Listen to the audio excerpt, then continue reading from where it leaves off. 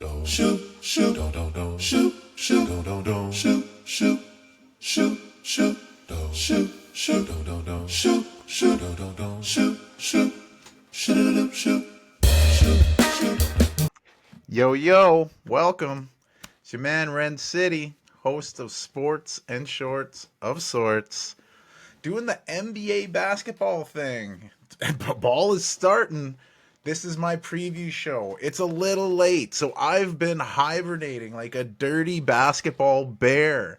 Just laying low, not watching anything. It's been insane. I feel treacherous. Like it's the last season of TNT, and I'm like, I gotta get this preview done. So I've been working at it. Got it done. We'll see how long this thing goes. I wrote a bit out, but hey, it's hoops. You know, if you've watched the shows, Ren City loves the hoops. So let's start with this thing, the 2024-25 season. Whoo-wee. So we're going to start in the Atlantic Division. We're going to start with the defending champions, the Boston Celtics.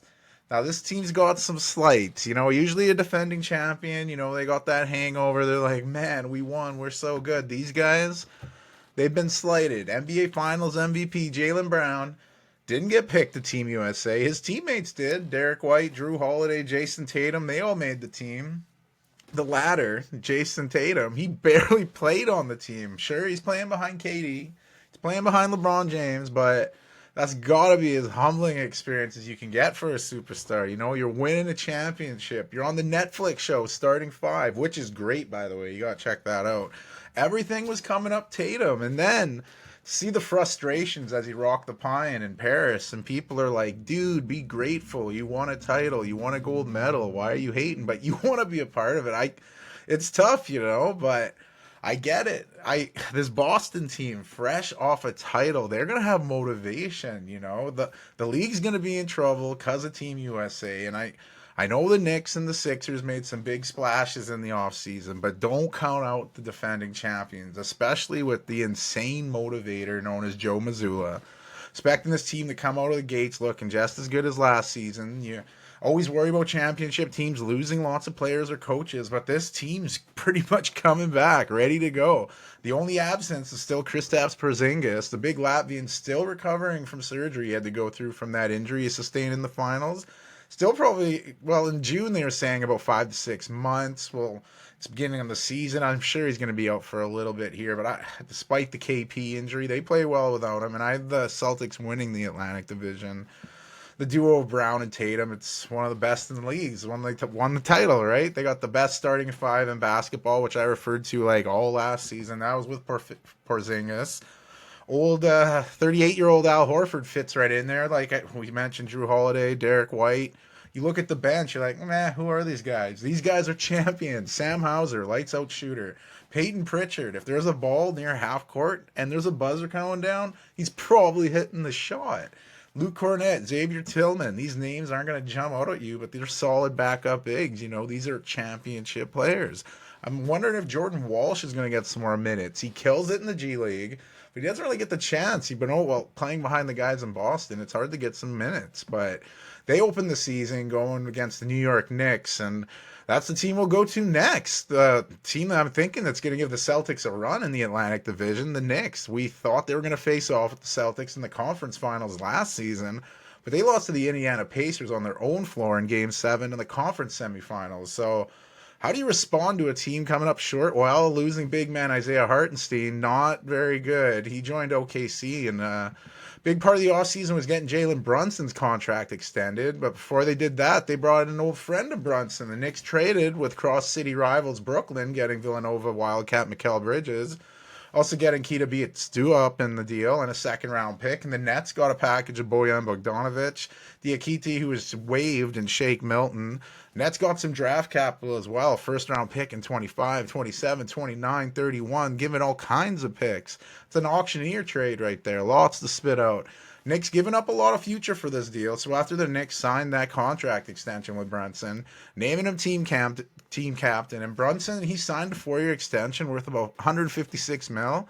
If he had finished out his last year of the current deal, he could have signed for upwards of 269 million, potentially leaving 113 million dollars on the table. That's a hometown discount. So we had this Villanova Wildcat reunion. Brunson, Hart, DiVincenzo, Bridges. Until we didn't. Blockbuster trade out of nowhere. Knicks acquiring big man Karl Anthony Towns from the Minnesota Timberwolves. Knicks sent Julius Randle. Before mentioned Wildcat Dante DiVincenzo. Bates Diop and a future pick to the Timberwolves. The Hornets had to get in the mix to make the trade work, acquiring a group of players from the Knicks and 2 future second rounders. They also got a second round pick from Minnesota in the deal. Now they got this trade out of the way. You look at the Knicks starting 5, and I gotta admit, looks pretty damn nice. Losing a fan favorite like Randall, it seemed like they could do it. He missed most of the playoff run. It's not really fair to him, but I get it. Surprising for DiVincenzo getting moved, like he probably thought, hey, I'm part of this reunion here. He had a great part of that run the Knicks had in the playoffs, and I think maybe he was going to get a lesser role, maybe. I don't know what sparked that trade, but getting a prolific all-star like Cat, or was it something more? Was there animosity there? You can see in the preseason game, Dante and the coaching staff, they got into it a little bit. Dante giving some words, the Knicks assistant coach and father of Jalen Brunson, Rick Brunson. So I think there's something there. It could have been just emotions after a big trade, but that reunited roster, but it didn't feel so good. It got broken up real quick. So the starting 5, Brunson, Bridges, Harts, OG Anunoby, and Catman, it's right up there with the Celtics. It's a pretty good starting 5, and I think there's a little bit of a drop-off with the bench. Not that Tom Thibodeau likes to use the bench very much, but I think there's some pressure on Tibbs now, one of the biggest markets in North America, a franchise that's been title stars since the 70s. The WNBA's New York Liberty winning the WNBA championship, so the city has a taste of title. They want more. That puts pressure on Tibbs, And regarding the bench, I do like Deuce McBride. The way he's developing, he's nice off the pine. Front court, though, they're feeling it. Departure of Hartenstein. Mitchell Robinson still out, long-term ankle injury.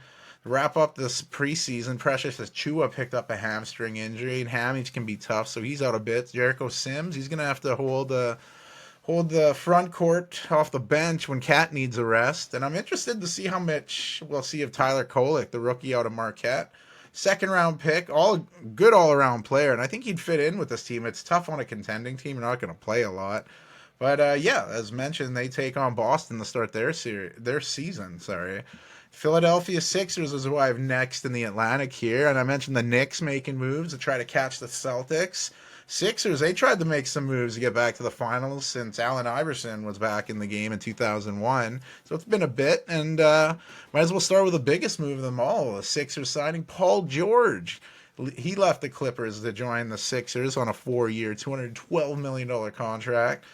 Sixers didn't stop there, signing Caleb Martin from the rival Miami Heat, signing Andre Drummond, and one of France's stars from the Summer Olympics, Gershon Yabusele.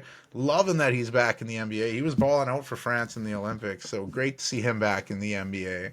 Sixers also re-signed Kelly Oubre Jr., but the biggest thing to paper was contract extension of Tyrese Maxey. A bit of a price, 5-year, $204 million contract extension, but keeping their young all-star was very important.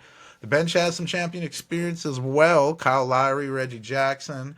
Eric Gordon's nice off the bench, and it'll be interesting to see how number 16th overall pick out of Duke, Jared McCain, plays. Talented guard, but he's going to be behind some vets. But with his work ethic and that group in front of him, it's going to do nothing but help him develop. And there's been one name I haven't mentioned yet. You might have heard of him, but it's all going to talk about health here for the former MVP of the league, Joel Embiid. He's one of the best players in the NBA, in the planet, but it's been about whether he's good to go. It's about being healthy, and he hasn't always been there in the biggest moments of the season. So Embiid's already said he's probably not playing back-to-backs this year, which has already got some flack. Kevin Garnett wasn't a big fan of that, but in order for the Sixers to have a chance, I think they have to. He gets hurt too much. You can't judge a guy for breaking down. You can, I guess, but I think if they rest him properly, it can work. And I think someone who's familiar with that is Philadelphia 76ers head coach Nick Nurse. He had to deal with this with Kawhi Leonard when he was with the Raptors, and it ended up in the 2019 NBA championship. So if there's anyone that can handle this, I think it's Nick Nurse. So preseason didn't go well, Paul George picking up an injury. It looked worse than the diagnosis, but He's going to be out for the season opener. We'll see how long he's out. They're starting their season hosting the Bucks, but it's been said Embiid and George will miss the opener. Not sure how long Embiid's to be out. He's ramping up in scrimmage, but no timetable. And Paul George will miss the first few weeks of the season the first week of the season while he's evaluated during the week. We'll see how many more games the Sixers play before we see this duo together. And then you got the Raptors. Year 2 of the Darko Rajakovic era commences in the 6th. It was a tough year for the Raptors. Tons of roster changes. Longtime Raptors left, getting replaced with the new faces. One bit of continuity was the contract extension given to Scotty Barnes. The versatile face of the Raptors was extended with a 5-year, $224 million deal. That wasn't the only big deal given out. The Raptors signed Emmanuel quickly to a 5-year deal worth around $175 million. He was part of the trade coming over from the Knicks. And 2 important pieces of the franchise going forward there. Another important piece, R.J. Barrett, the Canadian's been battling an AC joint injury, and he's trying to get back to starting. I don't think he's ready to go for opening night. Another AC injury on the team is the rookie Jacoby Walter, the 19th overall pick in the draft out of Baylor. He was looking to make a splash with the Raptors on both sides of the ball, but looks like he'll miss a few games of the season to start. And the longest tenured longest tenured Raptor on the team, Chris Boucher, he's been battling a knee injury. Hopefully he's good to go. And Bruce Brown's going to be out. He's always seemed to be linked with trades all the time, so hopefully he can get on the floor soon. So you got Quickly at the point, Grady Dick, second-year man looking to make a jump in the lineup here. R.J. Barrett when he gets back, hopefully. Scotty Barnes, and you got Jakob the Turtle Pirtle. I love Pirtle. I think he's a great passer. Overlooked sometimes, but hopefully he can get going with the team. Davion Mitchell, Ochai Agbaji, Canadian sniper, Kelly Olynyk coming off the pine. And I'm really excited for, usually second-round picks don't always get you going, but he was originally drafted by Sacramento. He's with the Raptors. Jamal Sheed out of Houston. He had an injury in college, but he's got that Kyle Lowry vibe to him. I'm hoping he gets to get some time. He's got a little more bounce than Lowry, I think, and we'll see what we can see out of number 31 pick from this past draft, Jonathan Mogbo, the University of San Francisco. His physicality could really help this front court. So this team is full of uncertainty. Quickly said they'll be one of the hardest working teams in the NBA, and I don't know if work ethic's enough to get to the playoffs out of this very tough Atlantic division. So I think this team's a year away maybe, but the Raptors open their season at home hosting the Cavs. Another exciting event to look forward to, the retirement of Vince Carter's jersey. The number 15 will be the first number retired in franchise history. They're doing the honor right away here on November 2nd, so that'll be cool. And then we wrap up the Atlantic's division with the Brooklyn Nets, and not going to lie, it's a tough team to read here. Mixed expectations coming in. Some excitement, new head coach of the men's Canadian basketball team, Jordi Fernandez. The Spanish coach has done well with Canada. He's learned under some pretty good coaches in the NBA along the way. Mike Malone, Mike Brown. If there's a Mike, he's probably learned under him. But under the latter, Fernandez coached in Cleveland, and more recently he coached in Sacramento with Mike Brown. So I think the Nets got a good coach in Fernandez. And the mixed part comes with the health of Ben Simmons. How long have we been hearing this? The Australian former number 1 pick, he's looked healthy again, finally. Still with so many injuries, and mentally hasn't been the same since passing up that layup against the high-flying Trae Young in the playoffs in 2021. And it's the final year of a big contract, though, and I've watched sports a long time, and if there's something we can usually count on, it's a player performing in a contract year. So I think he's going to light it up here. I think he might have a good season. He looked pretty good in preseason. Jordy might have him coming off the bench, it looks like, for Germany's Dennis Schroeder and his partner in crime, Cam Thomas. Man, when Cam Thomas is cooking, he's cooking. He's fun to watch. His little step to the side jumper, it is money all the time. I love it. And Cameron Johnson, he'll try to step up. His former Suns teammate, Mikal Bridges, is gone in that trade to the Knicks I mentioned. Nick Claxton signed a big deal to stay with Brooklyn. He's improved his game each of the last few seasons. Dorian Finney-Smith, good 3-and-D guy. Very important to have him going. And the Nets, they have some injuries to start the season. Newly acquired Bogdanovich, he's still recovering from a foot injury. Day'Ron Sharpe, he's missing time with a hamstring injury. Few minutes for mostly G League players, Jalen Wilson, Keon Johnson, Dariq Whitehead, Zaire Williams. Maybe some of those guys can get some time early in the season. A lot of people aren't expecting much out of the Nets this season. Not expecting them to make the postseason. I'm not. But the wild card of Simmons, that last year of a contract, if he's healthy, they could surprise teams. And I mentioned the Raptors retiring Vince Carter's jersey, and they rushed to do that because the Nets came out first. You know what? We're retiring Carter's jersey January 25th, and the Raptors were like, oh, fuck, we got to beat them to that. Regardless, what a year for Vince. Hall of Fame, getting his jersey retired by 2 different teams. Man, Vince Sanity, I love it. And the Nets will see what they can do. They take on the Hawks to open up the season. We're going to Central. The Milwaukee Bucks, they're coming in this season looking to make up for that first round exit from last year's playoffs. The Bucks had the 3rd seed in the Eastern Conference, but fell to the Pacers. Prediction made by yours truly before last year's playoff episode, so that was a bright spot for Ren City there. Not all picks work out, but excuse me. Big thing for the Bucks, injuries. The biggest, obviously, the former MVP Giannis Antetokounmpo. He's been dealing with some tendonitis in his knee, but he should be good to go to start this season. Hopefully something that he can deal with. It does not sound very fun, to be dealing with tendonitis to start the season. But speaking of injuries from the get-go, the Greek Freak's partner in crime, Chris Middleton, still recovering from bilateral ankle surgery. Tough when you're getting surgery on both ankles. He's ruled out for the opener, and it'll be interesting to see when he's back. He's getting closer, I guess, but not quite ready. Coming back, like I said, from 2 surgeries one on each foot, on each ankle. That's tough to come back physically and mentally.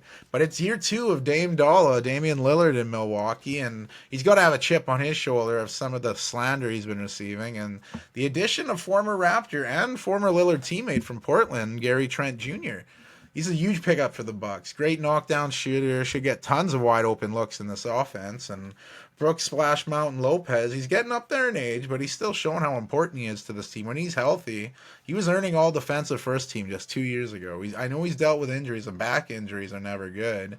But if he stays on this floor, the Bucks are just a better team. And behind the Lopez, there's a Bobby Portis Jr., always a candidate for 6th Man of the Year. And the bench has some new additions. Taurean Prince was a nice pickup. DeLon Wright, he's a steady backup behind Lillard. He played with the Wizards and the Heat last season. Pat Connaughton, always reliable. But it'll be interesting to see how Doc Rivers spreads the rest of those minutes. Andre Jackson, high flyer, I hope he gets some minutes. Last year's first-round pick, Marion Beauchamp, he's been linked with trades more than anything. Super athletic dude, hasn't got a lot of time to shine. A.J. Johnson, surprising pick in the first round at 19 years old. A lot of people thought he'd go in the second round, but he's got a tremendous upside and some experience playing in Australia in the NBL. Another guy that the Bucks are hoping long-term for their fellow 19-year-old, turning 20 right away, though. A second-round pick out of the G League, Tyler Smith. One of the highest-rated high school players before joining the G League. So the Bucks got some young dudes that could turn into some studs here, but right now it's about the current studs. Can they be healthy? Can Giannis be Giannis? He's an MVP player. Damian Lillard, he's getting more comfortable. Is he comfortable enough to have those numbers grow? Obviously, the health of Middleton, that's huge, just as it has been the last few seasons. But if he can return and play like he did pre-injury, that's a good 1, 2, 3 right there. And the bench, I think it's enough to contribute. I expect Bobby Portis Jr. to get close to a 6th Man of the Year award. But the game isn't played on potential, it's played on the court. And I think they'll do all right. I think they're going to win the Central Division again. If they don't, will we see another in-season firing? I mean, that's how Doc Rivers got that job. So there's a lot going on with this Bucks team. It's a job security going in the postseason. I don't know, but it seems that's where Doc Rivers is going to be judged here. It's win now for the Bucks. Giannis Antetokounmpo has reiterated how much he wants to win now. However, the Bucks have to play their A game. The next few teams I'm going to mention in this division, they could easily usurp the Bucks for that division crown. And the Bucks open their season on the road in Philadelphia. The Cavaliers are right behind the Bucks, like right behind them. They were 1 game behind Milwaukee in the standings last year. And this team dealt with tons of injuries, dealing with adversity all season, but still earning that 4th seed in the East. They were still beat up pretty good, but they were holding off a young Magic, beating them in 7 games. But the injuries were too much against the juggernaut of the Celtics, so I was really shocked when the Cavs fired head coach J.B. Bickerstaff. I thought he did a great job. Felt the team believed in him. I know he wasn't going to win Coach of the Year last season, but if you were watching my shows last year, you knew I was like, man, give this guy some votes. What he's been doing is crazy. So to hear them fire him was just wild to me. So there's a lot of pressure on Kenny Atkinson coming in. He's been a head coach in the league before. I thought he'd done pretty well with the Nets before he had to step down there. And he spent the last few years as assistant with the Golden State Warriors, and he's accepted one of the best coaching gigs, I think, in the NBA. But there's going to be pressure there, to try to outperform JB Bickerstaff. But this roster is pretty stacked. Donovan Mitchell signed a 3-year, $150 million deal to stick around. His backcourt teammate, Darius Garland, he's been an all-star, and he and Mitchell form a very good backcourt.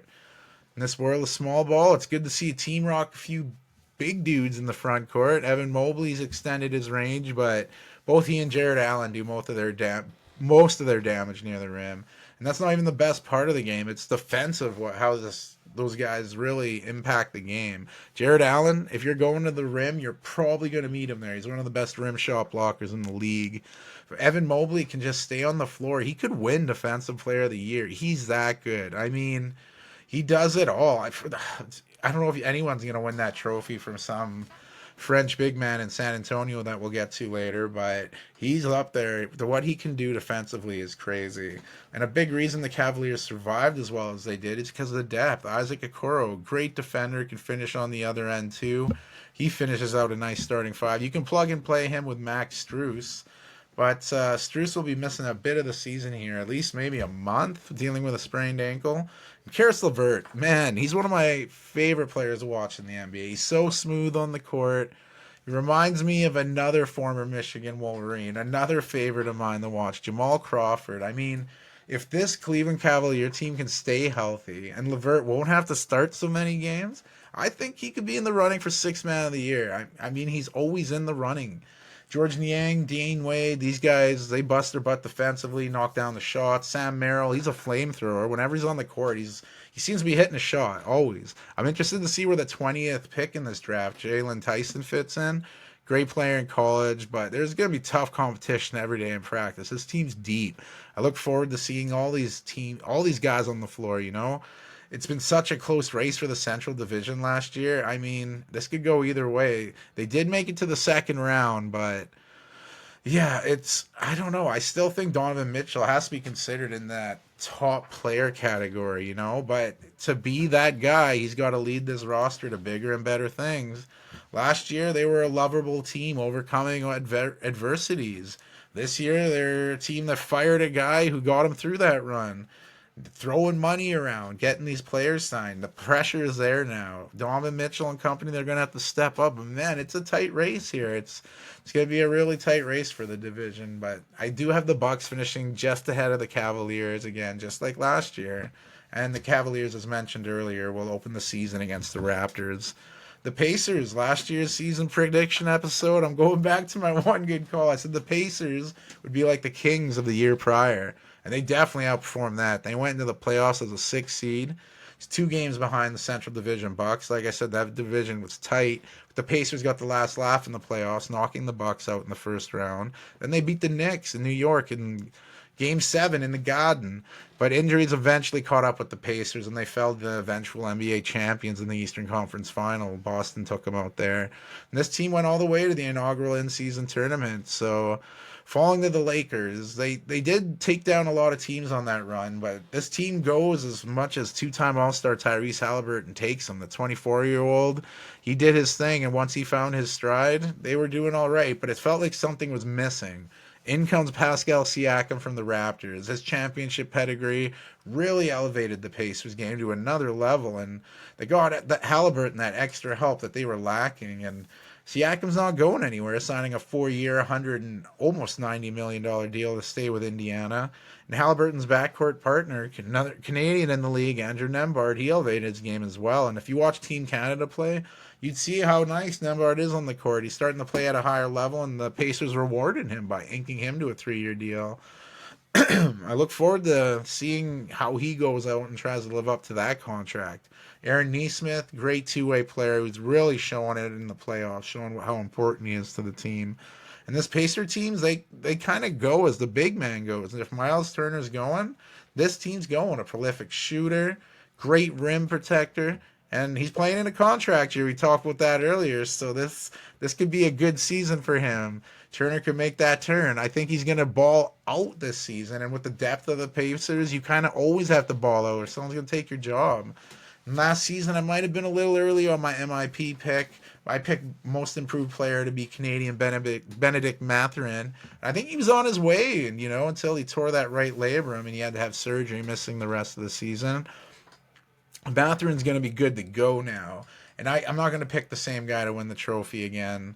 But I'm hoping he can live it up, Maybe I'll be wrong on it, but I'm excited to see him on the court again. It's been a bit. TJ McConnell, one of the best backup guards coming onto a game. His leadership, his tenacity just gets the people going. The front court, it's got some depth too. Isaiah Jackson, great backup big to give solid minutes. Obi Toppin can fill in at that position. Big highlight when he's coming in, he might put it through the legs and dunk, He's not going to win any defensive awards, but he's a game changer. And I'm excited to see the next chapter of James Wiseman. Going through the depth chart here, man, this guy was drafted second overall, title contending Golden State Warriors. They had a down year because of injuries, and they got that second pick. He didn't see a lot of time, though, because the team was in win now mode, and thought he got a new lease of life in Detroit, but that didn't pan out. So I'm hoping, that playing behind some hardworking dudes in Indiana, this change of scenery, it's going to get Wiseman back on track. I mean, the dude's only 23 years old. Let's not give up yet.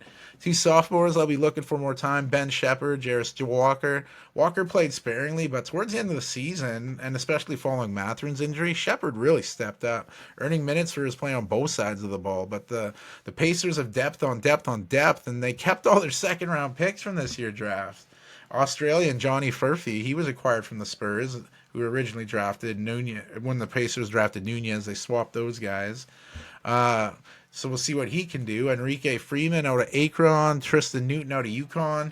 Those guys are on two-way contracts, so they're probably suiting up at the Mad Ants. But yeah, a lot of depth on this team, and we'll see how good this team can be. Rick Carlisle, they can't just go off last year's success. They're going to try to get better than that. They have a high-efficient offense. And when this Pacers offense is rolling, they're looking like they're on the Indy 500. Two great Canadian ballers on the team always makes that more appealing. I'm looking forward to watching the Pacers. I think they'll be there right with the with the Bucks and the Cavs in the division, but I don't think they're going to do enough to win the crown. I think it's going to go to the Bucks, but this team that everyone says, what about defense? They know how to score, but can they stop? And Neesmith showed that at least one person on this team gets some stops. So we'll see if they can improve like that. It's always with the Pacers. The offense is there, but they need to work on that defense. Sorry, that little sip there. The Pacers open the season on the road, taking on divisional foes Detroit. So we go to Chi-Town, Chicago. You have a team that I don't know. I can't read Mandarin. If you had me a newspaper, I'm not going to read that. That's how it is reading the Bulls right now. On paper, they look better than they are. They finished 9th last year, going in the play-in, where they thumped Atlanta to say, hey, we got a shot at this, only to throw out a stinker against the Heat, miss the playoffs. So there's some pressure on head coach Billy Donovan coming up to the end of his contract. He's going to have to really ready this ship if he wants a new one. The best thing the Bulls have going for them is that this is a new season. Forget the past. Last year is last year. Let's think about the now. And speaking of the past, though, we get to see Lonzo Ball finally on the court.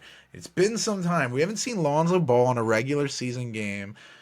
It's going to be 1,016 days in between games. That's crazy. He's dealt with serious knee injuries that were even considered career threatening at one point. So I'm just happy to see this guy in the league. If you remember, before he went down, the Bulls were top of the East. They were balling. They were bulling. It seems ages ago. I mean, it was over 1,000 days ago, but he's coming off the bench, I guess, to start the season, and I'm going to be tuning into the Bulls to see that. And things have changed in Chicago since Lonzo last suited up. He'll be backing up newly acquired Josh Giddey. He was picked up in a trade for Bulls fan favorite Alex Caruso, who was a do-it-all kind of guy for Chicago who will be missed. And Giddey kind of fell out of the pecking order in OKC, and he was no longer able to do what he usually does. So in Chicago, he gets a new start, which could also be good with some of the off-court headlines he was getting in OKC. And that was taken care of, apparently, so I don't know what happened there. But the Australian, he's got a chance to ball again, a new lease on life. He's played 3 years in the NBA, and the dude's still 22 years old. He may be on triple-double watch in Chicago with the Aussie, and he's going to have a chip on his shoulder. And with him running the point, there'll be no drama. Who's getting the ball? DeMar's gone. He was traded to the West Coast. Zach LaVine's still here.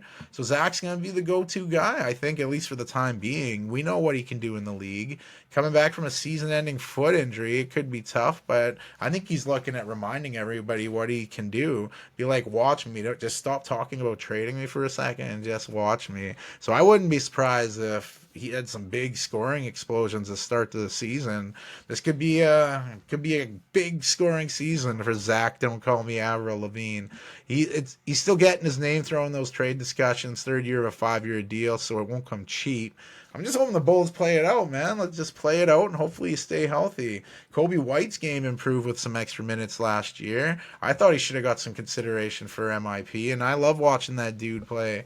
Looking forward to watching him play this season. And Ayo Dosunmu, he's been good off the bench. You have Patrick Williams signing that big deal to stay in Chicago, and it's now time for the man. You know, he was a 4th overall pick in 2020, and we'll see how he responds to some extra pressure. Nikola Vucevic, if you get him the ball in the post, there's a good chance he's going to score or get foul. A rarity to have a back-to-the-basket player like that. He might lose some minutes to some big men, though. Jalen Smith, Adama Sanogo, they play better defense than Vooch, and they can steal some minutes in crunch time.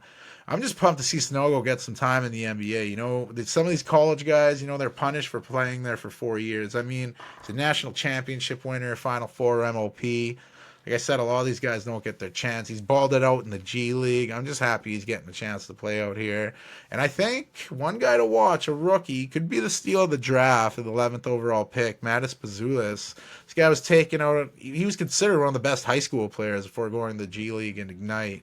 His stock fell a little bit there, but I think this dude's going to kill it in Chicago, and this could lead to Zach LaVine getting traded if this guy starts balling out here. He looked good in Summer League and preseason. I mean, the guy's 6'10", doing a lot of nice things out there. It seems these guys are just popping up everywhere. He's going to have to add some bulk, but I think the Bulls know they got a good one there. It's going to be hard to keep him off the floor, but he could be a sneak pick for Rookie of the Year. All depending on what the Bulls front office does here. Are they gonna roll the dice here? Are they gonna keep the band together? Are they gonna be like, fuck it, blow it up? We'll see what happens here. This is an in-between Bulls team. They could sneak into another playing situation, but is that what they want? Or do they want something more? Are they going to take a step back to try to run a few steps forward? Or are they going to be like, let's start hopping now? I don't know. Weird analogy, but I'm rolling with it. Like the Central Division, it's a hard one to read. The Bulls open up their season in New Orleans taking on the Pelicans, and we wrap up the Central Division by going to the Pistons. Last season, not a very good season for the Pistons, entering history for all the wrong reasons.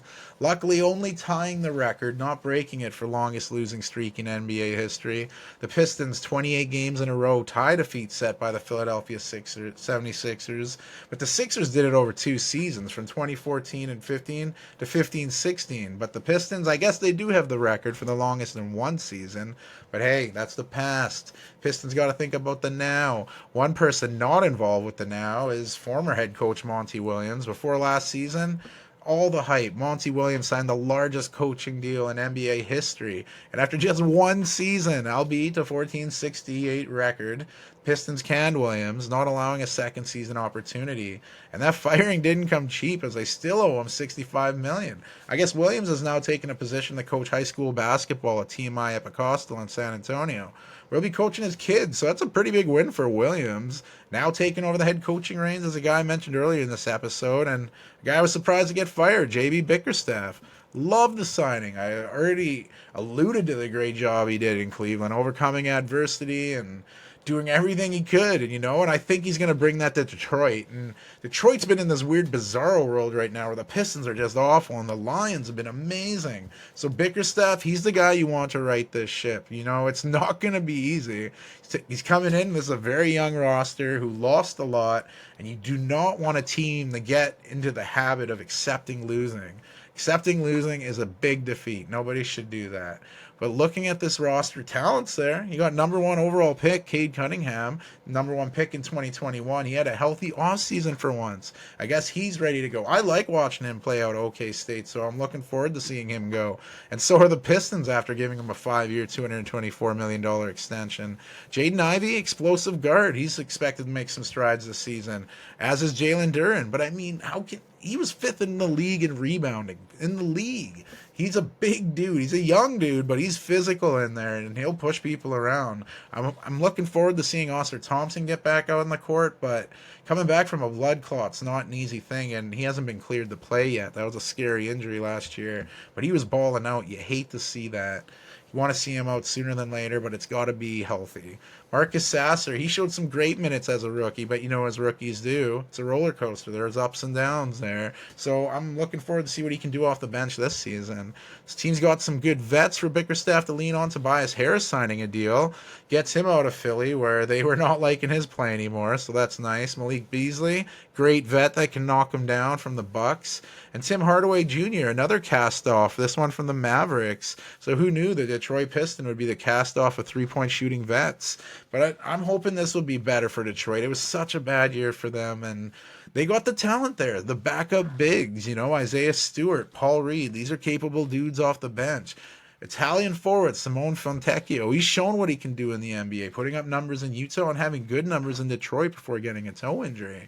And the Pistons like what they saw when the Fontecchio was signing him to a longer contract. And how about the 5th overall pick in this year's draft? The 19-year-old who suited up for the G League night and put up some pretty good numbers. I see him taking some minutes away from guys who might end up in the rotation. Minutes are not given, though, and I think with that kind of mentality, everyone will be fighting for their job a little more, and that kind of edge will probably be better for the team. Edginess can be good, but just don't cross it. If this team can stay healthy, they could surprise teams. They're going to develop as they go, and they got to get rid of that losing mentality. I don't think J.B. Bickerstaff will allow that, and that's why he's the right guy for the job here.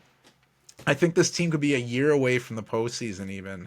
I don't want to say 2. I feel like they're only 1. I feel like they just need a right propel in that direction, but we'll see what happens. This could end up flat. I don't think they're going to have a losing streak of their proportions last year, and I'm hoping they can stay healthy. Please stay healthy, but I want to see some good play here. They'll take on the Pacers at the start of the season and some Detroit basketball. But that's it for the Central. We're going to the Southeast. Who's going to take it? I'm thinking the Orlando Magic. They won it last year. We're going to have a repeat here too. The young Magic matured enough to win the Southeast, and they're in the 5th best record in the conference, taking on the Cavaliers and giving the Cavs a good fight, eventually getting eliminated in the first round in 7 games. And it was a tough one, losing it on the road. They had an 18-point lead in the first half before a collapse of collapses. Franz Wagner and Jalen Suggs, 3 for 28 from the field, with Wagner going 1 for 15. That was very Sabrina Ionescu-esque in her title-clinching win for the Liberty. This young team played damn well, even to get into the playoffs for the first time since 2020. And in the NBA, more so than other leagues, you got to lose before you can win. And you could see the emotion on All-Star Paulo Banchero after the loss. The 21-year-old left it all out there, and you could see he's all about winning. Number 1 overall pick in 2022, scored 38 points in that Game 7 defeat. And I feel that bit of adversity will only make him that much better of a player. I mentioned how bad some of his teammates shot in that game. Franz Wagner's got to bounce back from that. And he's got another chip from Germany, not even medaling in the Summer Olympics in Paris. He's a great Robin, the Paulo's Batman, and they could again be one of the most dynamic duos in the league. Jalen Suggs signed a big 5-year, $150 million deal. He's a guy that does it on both ends of the floor. He really sets the tone for the Orlando Magic defense, which was one of the best defenses in the league last year. And that's why I feel this team can maintain their winning. They just play so damn hard on the defensive end for head coach Jamal Mosley, who's really earning a reputation of one of the great defensive coaches in this league. I was excited when the Magic gave him a contract extension in Orlando. A lot of guys give up on these coaches too soon. And you can see he's the guy for the job here. Another thing is this Magic team has so much depth. Anthony Black, Gary Harris, Cole Anthony, they're all scrapping for minutes. But the Magic made some good moves. Contavious Caldwell-Pope, that's a championship dude. Bringing him in from Denver, I was surprised of that. He's won 2 championships. Like I said, with the Nuggets, he's won 1 with the Lakers. Having a guy like that in your starting lineup, that's a missing piece on a winning team. So who would have thought one of the deepest run courts in the NBA would be Orlando as well? Wendell Carter Jr., great starter, but you could put in more. It's Wagner, Goga Batatse. I love watching Batatse play, but he always seems to get buried on depth charts, but he's a great player. And Jonathan Isaac, the dude's longer than long, and he's showing what he can do when he can play. He's dealt with injuries in his career. Hopefully he can stay healthy. Another Canadian alert, Caleb Houston played well enough in the minutes he got last season. I'm hoping those minutes bump up. Another German coming to town. Joined the Wagner brothers. 18th overall pick out of Colorado, Tristan da Silva. Similar build to Wagner, and it's awesome to see the German growth in the NBA. We already saw 2 German players part of the WNBA championship New York Liberty team, Niera Sabale and Liani Fibic. The Magic narrowly won the division last year, and I think they will win it again this year. Might even be a larger margin. They have that same young core. The new additions are great, especially KCP, as mentioned. And I look for the Magic to win the Southeast Division, like I said, second year in a row.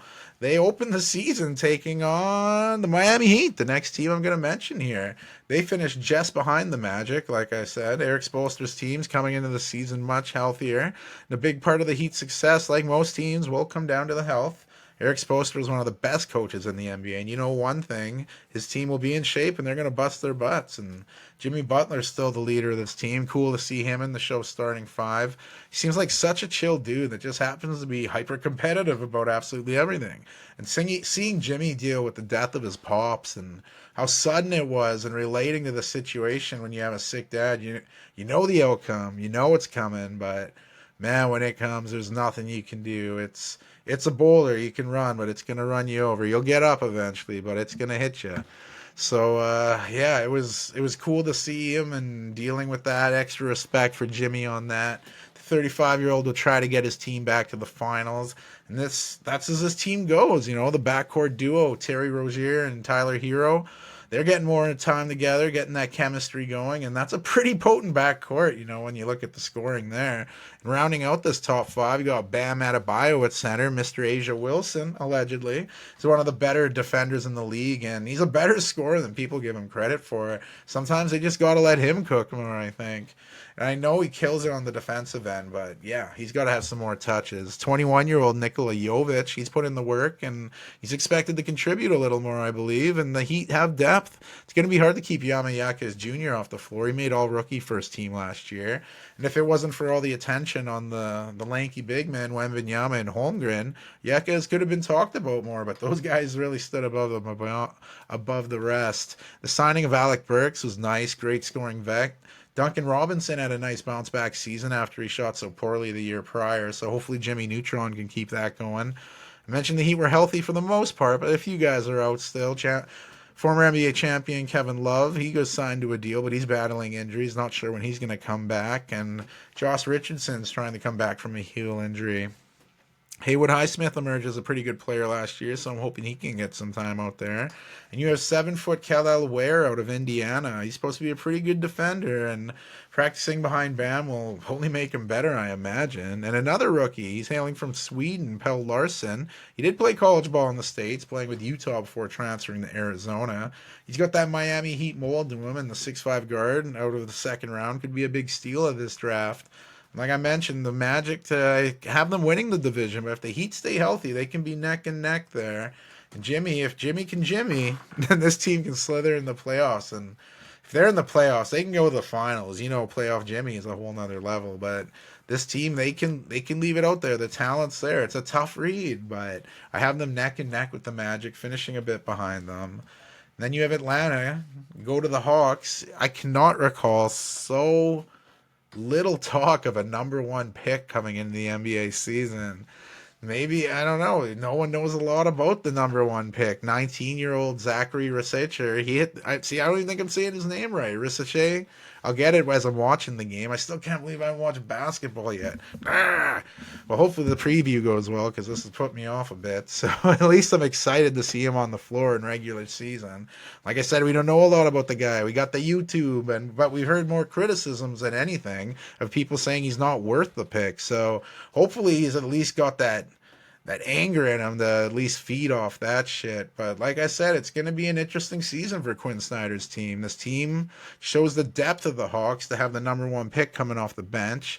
You know, they were a 10th seed last year, but got destroyed by the Bulls, and the starting five on paper looks pretty good. You know, we saw last season preview episode, I thought Quinn Snyder would right the ship defensively and Clint Capella could get some Defensive Player of the Year votes. I couldn't have been more wrong, but you know, sometimes you got to swing and you're going to miss. And team's going to look different. DeJounte Murray traded to New Orleans, and the Hawks got some good players back. The steal for me, Australian Dyson Daniels, a 21-year-old, amazing on-ball defender. His presence is what this team needs. And in the trade, the Hawks also got Larry Nance Jr., a great vet that also busts his butt defensively. They got Cody Zeller as well, who's dealing with injuries. I don't know how much he's going to feature with this team. Like, they got Clint Capella, I mentioned, at center. Great defender at the rim, but Onyeka Okongwu, the 23-year-old, has been making strides, and he could take Capella's job. And rounding out the starting five, you got a pretty good duo, dynamic, lengthy dudes. Jalen Johnson, he was my choice for MIP before he was dealing with injuries last season. If he stays on the court, he's going to be a big difference maker, and the Hawks thought so too, rewarding him with a contract extension. DeAndre Hunter, another lengthy wingman who can contribute all over the floor, and a big thing for him will be staying healthy. And you have Serbian stud, Bogdan Bogdanovic. He can put up points and punches, and if the Hawks keep him in the six-man role, he could be vying for that award. Kobe Buffkin, last year's 15th overall pick, had some injuries. Be interesting to see how he bounces back. And another tenacious guy that needs to be on the floor, David Roddy, very physical, good pickup for them. Vit Krejci, the Czech 24-year-old, always makes great plays on the floor, and it could be tough for him to see minutes just because of the depth on this team, like Garrison Matthews, Keaton Wallace. These are guys that probably won't see a lot of time just because of the depth. But another name, who didn't I mention? A guy who gets a lot of slander, who is talked about last, three-time All-Star that's just helped this team get to the Eastern Conference Finals. You know, you think he'd be chopped liver, but Trae Young, he gets some disrespect. He dealt with some injuries last year, and I know he's looking to bounce back here.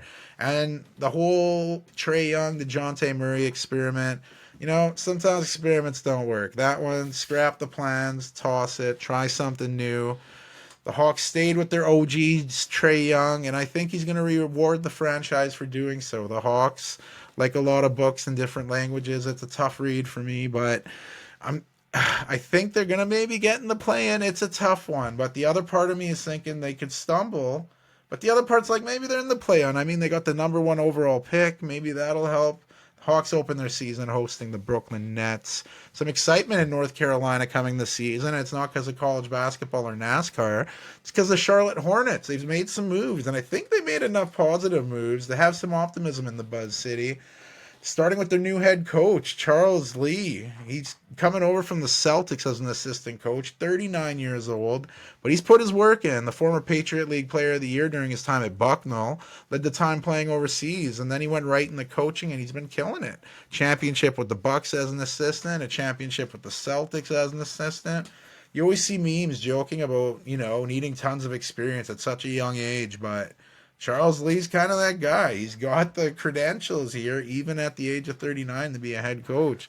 100% right guy for the job here, and it's going to be a big if. This team is full of ifs. The biggest one, LaMelo Ball. He makes this team go. Former Rookie of the Year. He's dealt with some serious ankle injuries, though, but when he's on the floor, he's the real deal. I have a LaMelo Ball jersey, you know. He's fun to watch. And if he's healthy, the Hornets could surprise people. They could buzz their way into the playoffs, you know.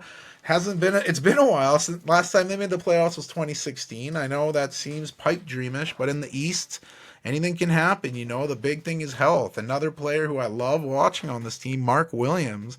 What a force he is, but the biggest issue has been getting him on the floor. He seems to recover from that back injury that kept him out most of last season, but I guess he's picked up a foot injury he's now dealing with. Not ideal for him and not how you want to start the season, but I can't wait to see him back on the floor catching lobs from LaMelo. But the guy who has potential to be an all-star on this team, and Not this season, maybe next. Brandon Miller. He had a slower start to the season, but wow, was he coming on by the end of it, earning all rookie first team. You could see Miller getting more and more confident as the season went on. He's a big Paul George fan. You can see it in part of his game. So I'm expecting his numbers to go up here. Miles Bridges, he's a beast. He's got a great stroke, but he's more dangerous coming at you full speed and full in the fast court or in the fast break. Sorry, but he probably end up on a poster when you're trying to guard this dude. You can't deny the talent, you know. Effective wing player, multifaceted, but it's the off-court stuff. It's hard to get by, you know. The domestic abuse, it's tough in front of the kids or whatever, but, you know, it's the past. It's the NBA. He's got the 3-year, $75 million deal. He's one of my favorite players to watch in the league, but it's hard to get past that stuff. LaMelo, he's going to feel spoiled running on that fast break, looking at Williams one side, Bridges the other. You got Miller over there. And an underrated acquisition that probably didn't catch tons of eyes, Josh Green. Him leaving the Mavericks to go to the Hornets, that's big. Great defender. He's a good knockdown shooter. He can throw it down. And dare I say, the Hornets have depth and good depth. And two dudes from the OKC last year that are with the Hornets. Trey Mann, so fun to watch. Everyone has a list of dudes that don't get a lot of playing time that you feel should have more. Trey Mann's on that list. He was buried on the bench in OKC. Last year, I was so pumped that he was getting to Charlotte to get some time to play, and he's smooth on the court. He wears baggy shorts like we did back in the early 2000s. Expecting a big year out of him. But how about Vasilij Micic? He also came from OKC, and he's the real deal. Serbian point guard makes everyone around him better. He throws out nice assists. Super fun to watch. Cody Martin, solid player for the Hornets. Grant Williams, you know, he's kind of bounced around a bit. He's with the Celtics. He's with the Mavs. The Hornets. His role's diminished a bit, I think, with former Mavericks teammate Josh Green coming into town. But he'll get his minutes, and I think that toughness is needed for this Hornets team to play well. And if this team's needing some knockdown shots, homeboy Seth Curry in his hometown, right where he went to school at Duke, you know, the Curry family's all from there, so that's awesome for them. I guess the one place the Hornets are a little thin that could hurt them here is in the front court. The injuries to Mark Williams, they're tough. Nick Richards, he did his best fill in last season, but he's better in the backup role. Taj Gibson is in. I think he's more of a mentor than much there, and he'll need to do some mentoring because the 6th overall pick out of this draft was a 19-year-old Frenchman, and the third player from France in the top 6, Tidjane Salon. The guy's pretty raw, but the ability's there, and the rawness is there. So the Hornets were able to snag him and hoping they can develop him behind the depth. But as mentioned, they're thin up front, so he might get tossed to the Wolves early, and look how long I'm rambling about the Hornets here, because I think this team has a chance to sneak into the play-in at least. And like I said, it's been a while. The Hornets and Hawks could be interchangeable in my list here. Like playing 2K, though, with this team, it could be fun. But they can transfer that reality. Can they transfer that 2K to the reality? LaMelo Ball led the team. He leads his team running up and down the floor. There's gritty players. This sounds like good basketball to me. Charles Lee seems like the right guy. So I'm thinking they're going to definitely finish with more than 21 wins. And like I said, I see them maybe sneaking in the play-in here. So we'll see what happens with the Hornets opening their season on the road in Houston. We're going to wrap up the Eastern Conference going to the Washington Wizards, where they finished last in the division and finished just above the Detroit Pistons for last in the conference. The Wizards relieved Wes Unseld Jr. during the season last year, and he moved into a front office position. Replaced him with former assistant coach Brian Keefe. He held the interim position before the Wizards took the interim tag off and made him the head coach. With their record, the Wizards won the 2nd pick in the draft, and with that, they took 19-year-old 7-footer out of France, Alex Sarr, where he spent time in Australia playing in the NBL before getting drafted 2nd overall. He's a guy with tons of potential that could do it on the both ends of the floor. He's going to have to adjust to the NBA game, but you can't teach size, and he's got that. So I'm excited to see how he transitions to the NBA. Kyle Kuzma, one of the Wizards of last season. He's still trying to make the Wizards great again. Jordan Poole will be in his 2nd season with the team, hoping to improve from last year after coming over from Golden State. There's a bit of a surprise with Jonas Valanciunas choosing the Wizards in free agency, but good to see the former Raptor moving back to the Eastern Conference. And another surprising signing, Malcolm Brogdon, who proclaimed it was a dream to be a Wizard. I don't know if he's a big Harry Potter fan or if he's legit there, but fortunately he won't get to live out that dream to start the season, as the former Rookie of the Year and former Sixth Man of the Year had thumb surgery early this month, and he'll be out to start the season. So he's a great vet to have on a young team like this, and it looks like the Wizards may start second-year guard out of France, Bilal Koulibaly.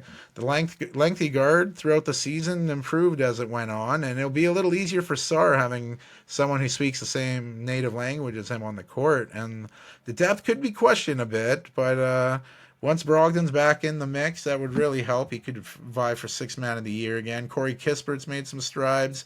Great shooter off the bench. Rashawn Holmes, an athletic backup center for JV that plays a lot different than JV. And having a 4-5 of Sarr and Holmes, that could intimidate people from going to the rim. And I'm also intrigued to see what Marvin Bagley III can do. I talked about James Wiseman early, and former second overall pick in 2018, Marvin Bagley, he's kind of been cast off a bit, selected just before Luka Doncic to the Kings. He had a great first year, all-rookie first team, but then kind of fizzled. And in Detroit, he tried to get a new lease of life. It didn't work out. Now he's a Wizard. He worked for Harry Potter, so why can't it work for Marvin Bagley? The dude has talent, and I'm rooting for him to find a home in D.C. A big loss for the Wizards was trading away Denny Avdia. At times, I felt he was the best Wizard. He's gone to Portland, and the Wizards got 14th overall pick out of Pitt, Bub Carrington, a solid guard who's got size and could help this Wizards team out in that department.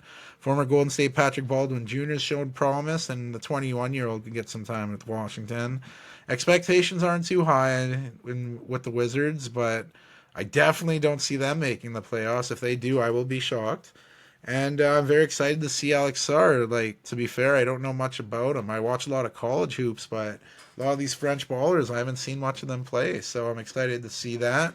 And I think the Wizards should improve from last season. Like I said, not a playoff team, and they're going to have a tough go starting the season taking on Boston. And that takes us from the East to the West. Can have a quick sip here. Leaving the East, we arrive in the West, as I said, looking over the teams in the conference and trying to decide positioning. It's like showing up to an exam that is way harder than anticipated. You're like, man, is this the right amount of choices? Does this look right? But like the Generation X, we got to break it down. And the Northwest Division is the toughest division in the NBA last year, bar none. The three teams finished with the three best records in the Western Conference. And I'm going with the same team to repeat as division winners last year. That's right. I have the Oklahoma City Thunder repeating as Northwest Division champions. This team's bringing back most of the same core. I remember this team was the youngest ever to win the Western Conference. The job Mark Daigneault did was incredible, and I guess that's why he won Coach of the Year last year. Canadian superstar Shai Gilgeous-Alexander made the All-NBA first team for the second consecutive season. A lot of people have him favored to win MVP this season, and I'm thrilled just to see the development of Canada basketball. I'm proud to have a guy like SGA be the face of it. He's 26 now. He's entering the prime years soon, so we'll see how far SGA can take this team this season. Remember, in the NBA, you got to lose before you can win, and OKC lost to a veteran Mavericks team who really showed their playoff experience in the six-game series. Fellow Canadian Lou Dort, huge part of this team's success, one of the better on-ball defenders in the league, knockdown shooter who does a lot for this team. He'll have a new partner in crime who does similar work.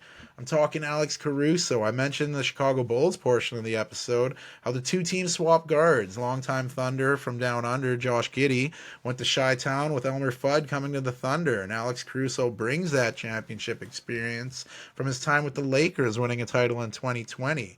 It's going to be really fun to watch in OKC, and he'll defend, he'll knock down shots, like a better ball-handling Dort. Guys like that are needed to win an NBA championship, and last year he made all-defensive second team.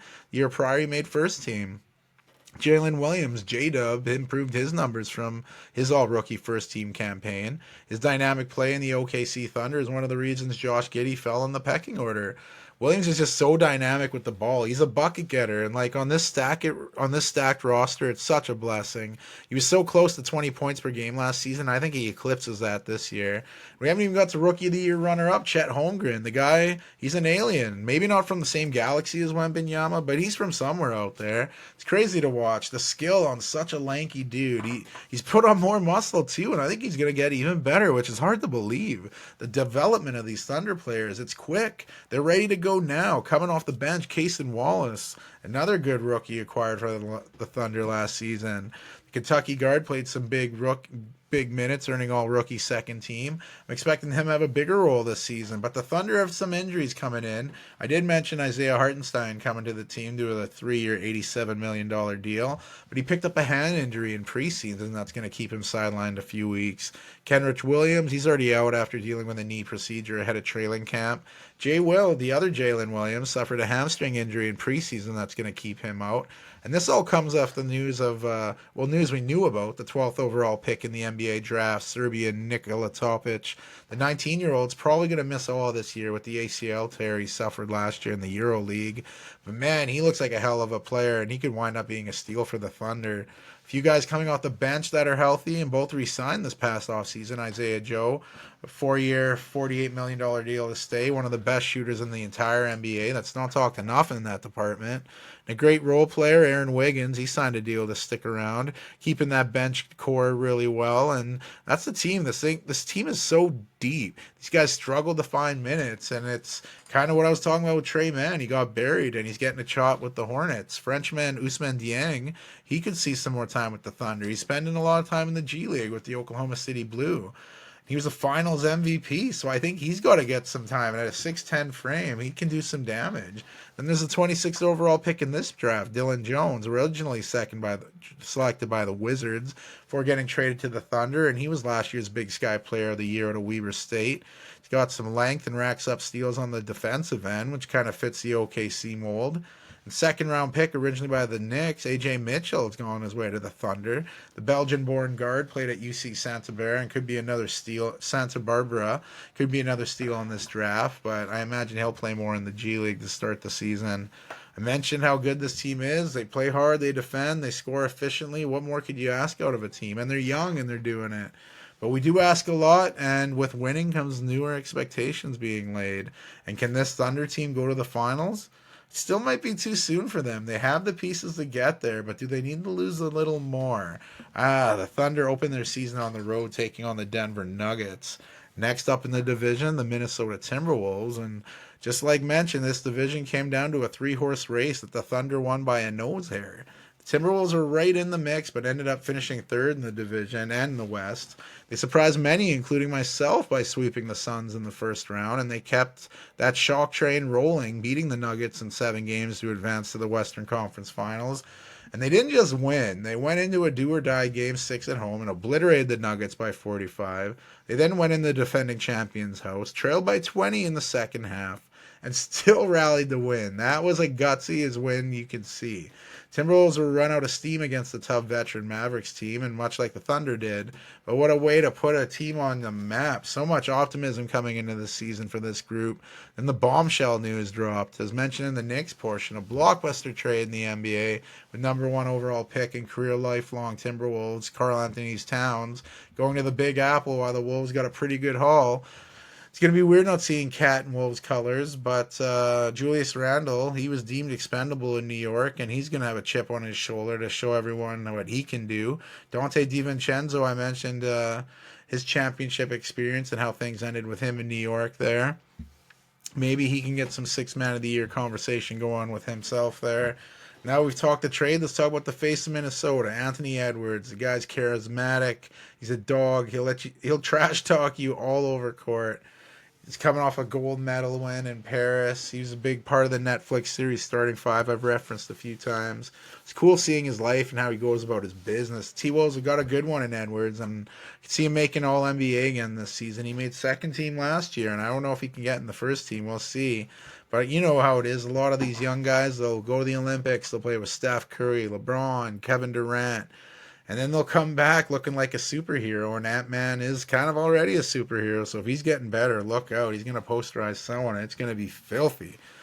And I'm looking forward to Mike Conley suiting up again, the vet of this team, very important. And Rudy Gobert, the lone tower, left after the Catman left town. So Gobert is coming off his fourth Defensive Player of the Year, tying him with the most all time with Hall of Famers Ben Wallace and the recently passed Dikembe Mutombo. We're going to get more on the finger wagging legend after the team predictions. And there's a lot of pressure on Gobert to hold down the paint. His backup Naz Reid could be a starter on most NBA teams, and the sixth man of the year could try to repeat it again as he battles out with teammate DiVincenzo for that. Having two guys like that coming off the bench is massive. Jaden McDaniels should help fill out the starting five, which gives the team some very nice defensive versatility. Canadian Nickel Alexander Walker found himself playing big minutes at times with the Wolves. Great defender that fits in well with this group. And speaking of Canadians, it'll be interesting if we'll get to see 33rd overall pick from last year's draft, Leonard Miller. He was getting some time in the G League, and it'll be nice to see him play in the NBA here, hopefully. He could be battling out with former National College Player of the Year at Iowa, Luke Garza. He doesn't seem to get a lot of playing time, but when he does, he seems to do pretty well. So he'll probably try to scrap some of the minutes that Cat's left behind. And I'm excited to see what the rookies can do on this team. Again, a team in win now mode. You don't get to see lots of rookies all the time. But the Wolves got some studs. I saw my Spurs select Rod Dillingham, 8th overall out of Kentucky. I was like, oh, hold up.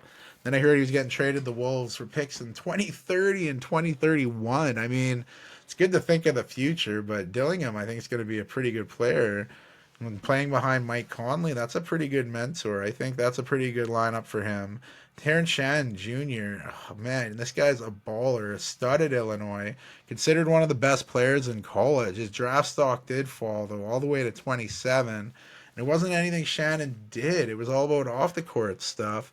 And he was accused of rape, but falsely. The damage, though, really hurt his reputation.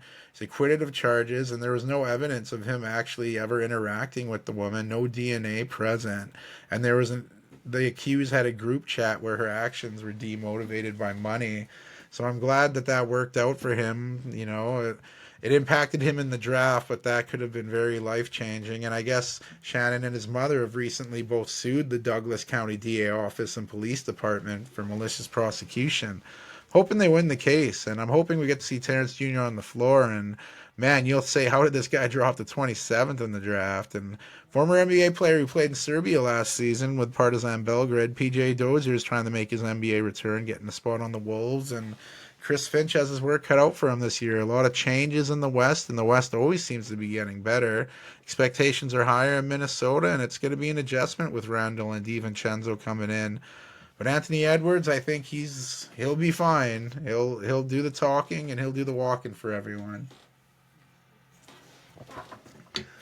Like I said, this Wolves team, you got to lose before you got to win, and they've taken some losses, and they opened their season taking on the Lakers. Next up in the tough Northwest is the Denver Nuggets, a year separated from the franchise's first NBA title. The team will be hungry to return to the finals, where they were shocked on their home court, as I mentioned, by the Timberwolves. The crowd, the players, head coach Michael Malone, no one knew what to do. The Nuggets took care of the Lakers in 5 in the first round, but like I said, collapsed in the second against the Wolves. The offseason, Jamal Murray's quest for a medal fell short for Canada and Paris, but three-time MVP, including last season, Nikola Jokic won bronze with Serbia. Seemed pretty pumped about that. The team re-signed Aaron Gordon, which keep him in Denver for a while.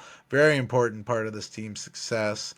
And he was a must-sign in my opinion. Jokic, he's the focus of this group. The defending MVP of the league. Is one of the highest basketball IQs in the NBA. And what he does is crazy for a guy his size.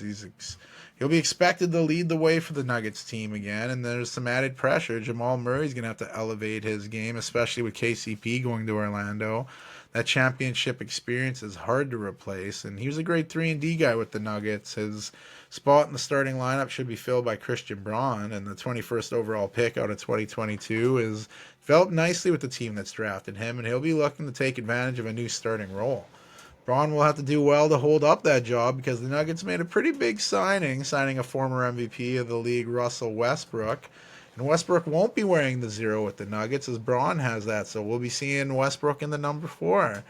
It's been said that Jokic has always wanted to play with Westbrook, so I'm looking forward to see what that duo can do. Westbrook has been considered a scapegoat the last few seasons, so I'm hoping the Denver people welcome him well. Michael Porter Jr. will continue to hold down the starting small forward position, one of the smoothest jumpers in the league. MPJ can light it up on any given night, and he's worked on his distribution game as well. So when he catches you, if you don't always know, he's going to chuck it up. He's a knockdown shooter. You don't want to leave him open, but if he finds a spot and Jokic finds him, look out. Peyton Watson has shown he can do more than just appear in commercials with Jokic. With KCP's departure, we should see more of Watson on the floor. Two guys who played a lot in the G League last season. Now we fight for minutes. Hunter Tyson out of Clemson and Julian Strawther out of Gonzaga. Both have performed at a high level and look to crack the rotation. Jalen Pickett out of Creighton and Trey Alexander will probably spend some time in the G League. But like I said, with the Thunder and Wolves, any of these teams could be interchangeable. These teams were separated by one game last year. And like last year's Christmas sweater, this could be tight. With the changes to the roster, I'm expecting the Nuggets to have an adjustment period. But they'll be right there with the Thunder and Wolves all season. Looking forward to how Russell Westbrook fits in with this team, as he still looks for his first NBA championship. But this team goes as Nikola Jokic goes, and as long as he's healthy and playing up to his capability, it's a good thing. But still concerned for Murray. He didn't look great with Canada. He was a little banged up, so interesting to see how he bounces back from that. And yeah, those will be some big things to watch here in Denver. In Denver. And they open their season hosting division rivals Oklahoma City. Young Portland Trailblazers are entering year 3 of the Chauncey Billups regime. The recently inducted Hall of Famer will have some pressure, get those young ballers working cohesively. The Blazers finished in dead last in the Western Conference last season, so they're hoping to move up from that. I mean, there's no head of the team, if you would, but there's a few guys that vie for that label. I'd say it's a toss-up between Anthony Simons, who averaged a career-best 22.6 points per game in 46 games, and Jeremy Grant, who averaged 21 points per game. Simons is an explosive guard who will have pressure to raise his level of play even higher while trying to stay healthy to boot. Jeremy Grant also didn't play a full season, just registering 54 games, so big part of developing the team is having him out there, and I mentioned it in the Wizards portion, but the acquisition of Denny Avdia is huge for Portland. Some are saying he shouldn't take the role as the go-to guy because he's that good. Like, he could do that. He really raised the stock last season at Washington, and now the change of scenery in the Northwestern United States could really benefit him. I'm excited to see how he fits in with this group. With Simons running the point to Manny Camara, he fits in right next to him. The lengthy Belgian defender was earning more playing time with his great play, but suffered a fractured rib and small laceration on the kidney, which ended his season. And backing up Simons is last year's first round pick, 3rd overall, Scoot Henderson. Fitting in with Portland, Scoot's dealt with some injuries as well, but he looks ready to go this season, and I think be much more comfortable in his sophomore NBA season. And for the time being, DeAndre Ayton is back and healthy and holding down the starting center spot. But for how long? Rookie 7th overall pick out of UConn, 7'3" Donovan Clingan, could take his job. If Ayton's not dominating, it might be time for Clingan to get in there, the 2-time NCAA champion. Blazers have another big man too, but like a lot of the Blazers mentioned, he's had some trouble staying healthy. Robert Williams.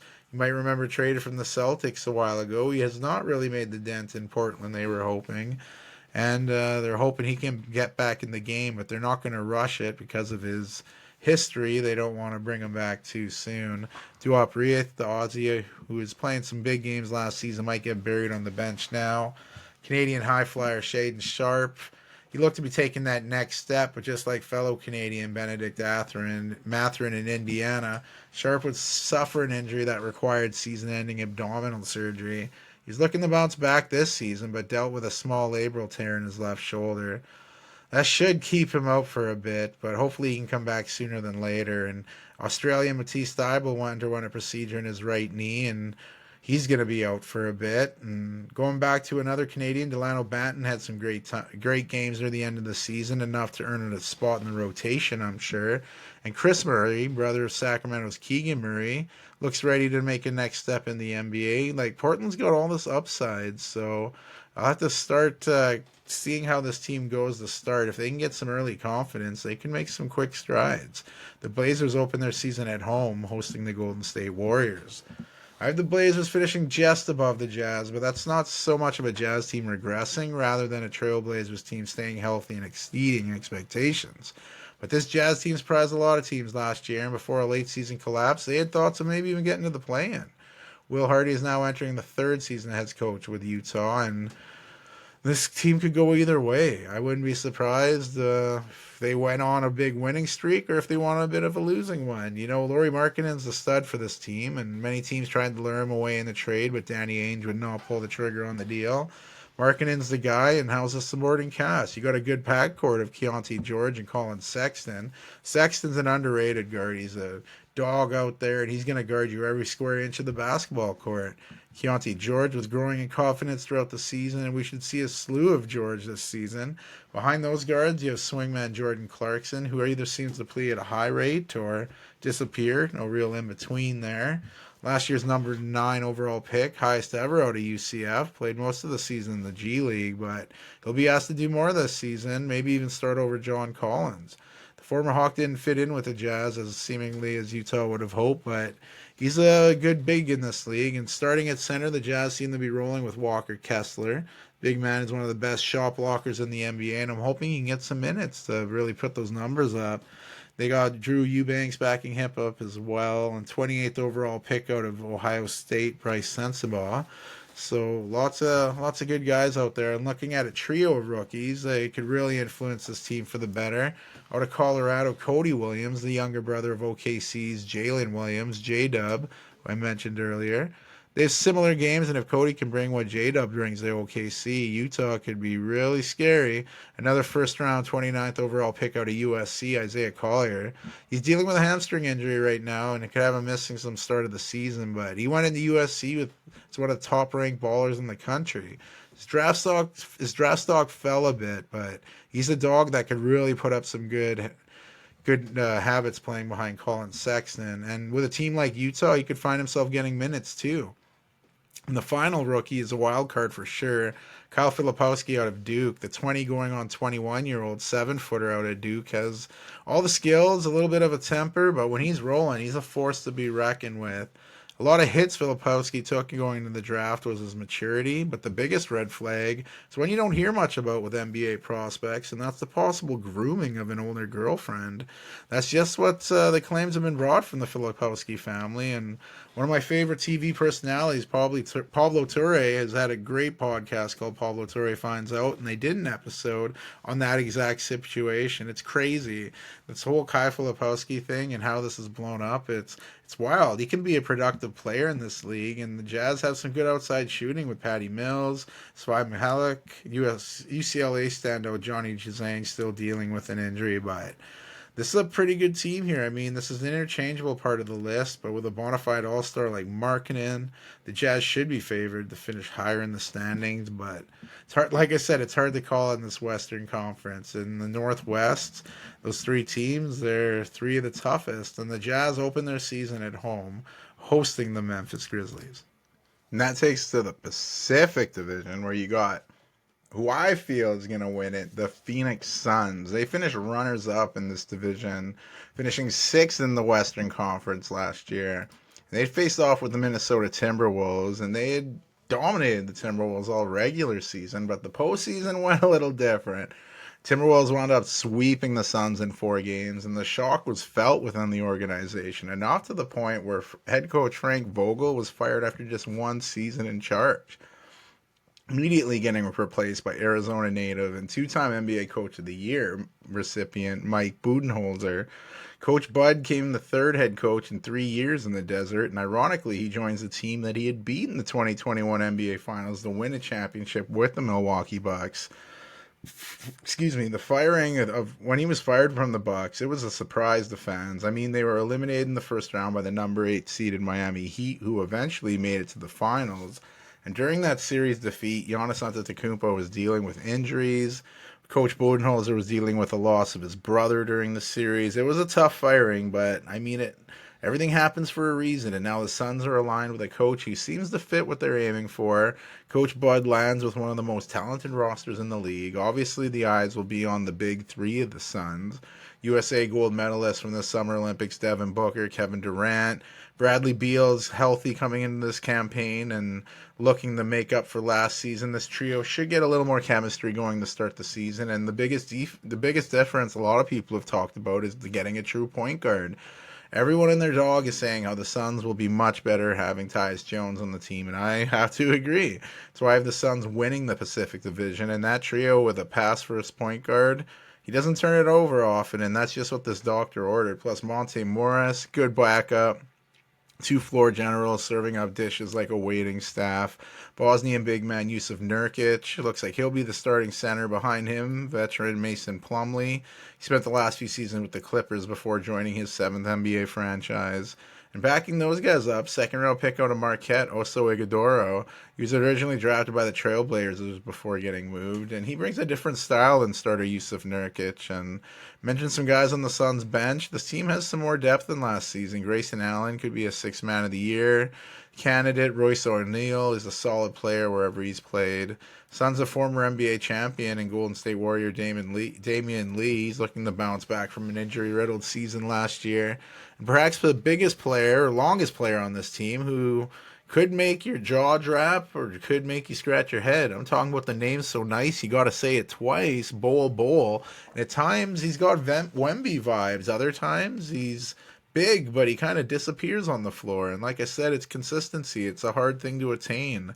And the Suns, they have their first round pick from this past draft, could even earn some time because of his defensive prowess. Ryan Dunn was originally drafted by the Nuggets, was a part of a trade to get Day'Ron Holmes second, and Dunn was considered one of, if not the best defensive players coming out of the draft, playing at Virginia where he played for the recently retired Tony Bennett, and that's the kind of player this ball-dominant team needs to fit in. If he can develop and get his offense going a little better, this could be a great addition for him. And the new addition, like I said, of the coach, you got some new people coming in, you got people being healthy. That's why I have the Phoenix Suns winning the Pacific. The Suns opened their season on the road, taking on the LA Clippers. Sacramento Kings were the darlings of the league 2 years ago, and they broke their lengthy playoff absence. They followed that up by barely making it into the play-in games where they beat Golden State, but then they would fall to New Orleans, a tough loss that ended their season, and head coach Mike Brown has his work cut out for him this year. He was the winner of Coach of the Year just 2 years ago, and that was the second time he's won that award.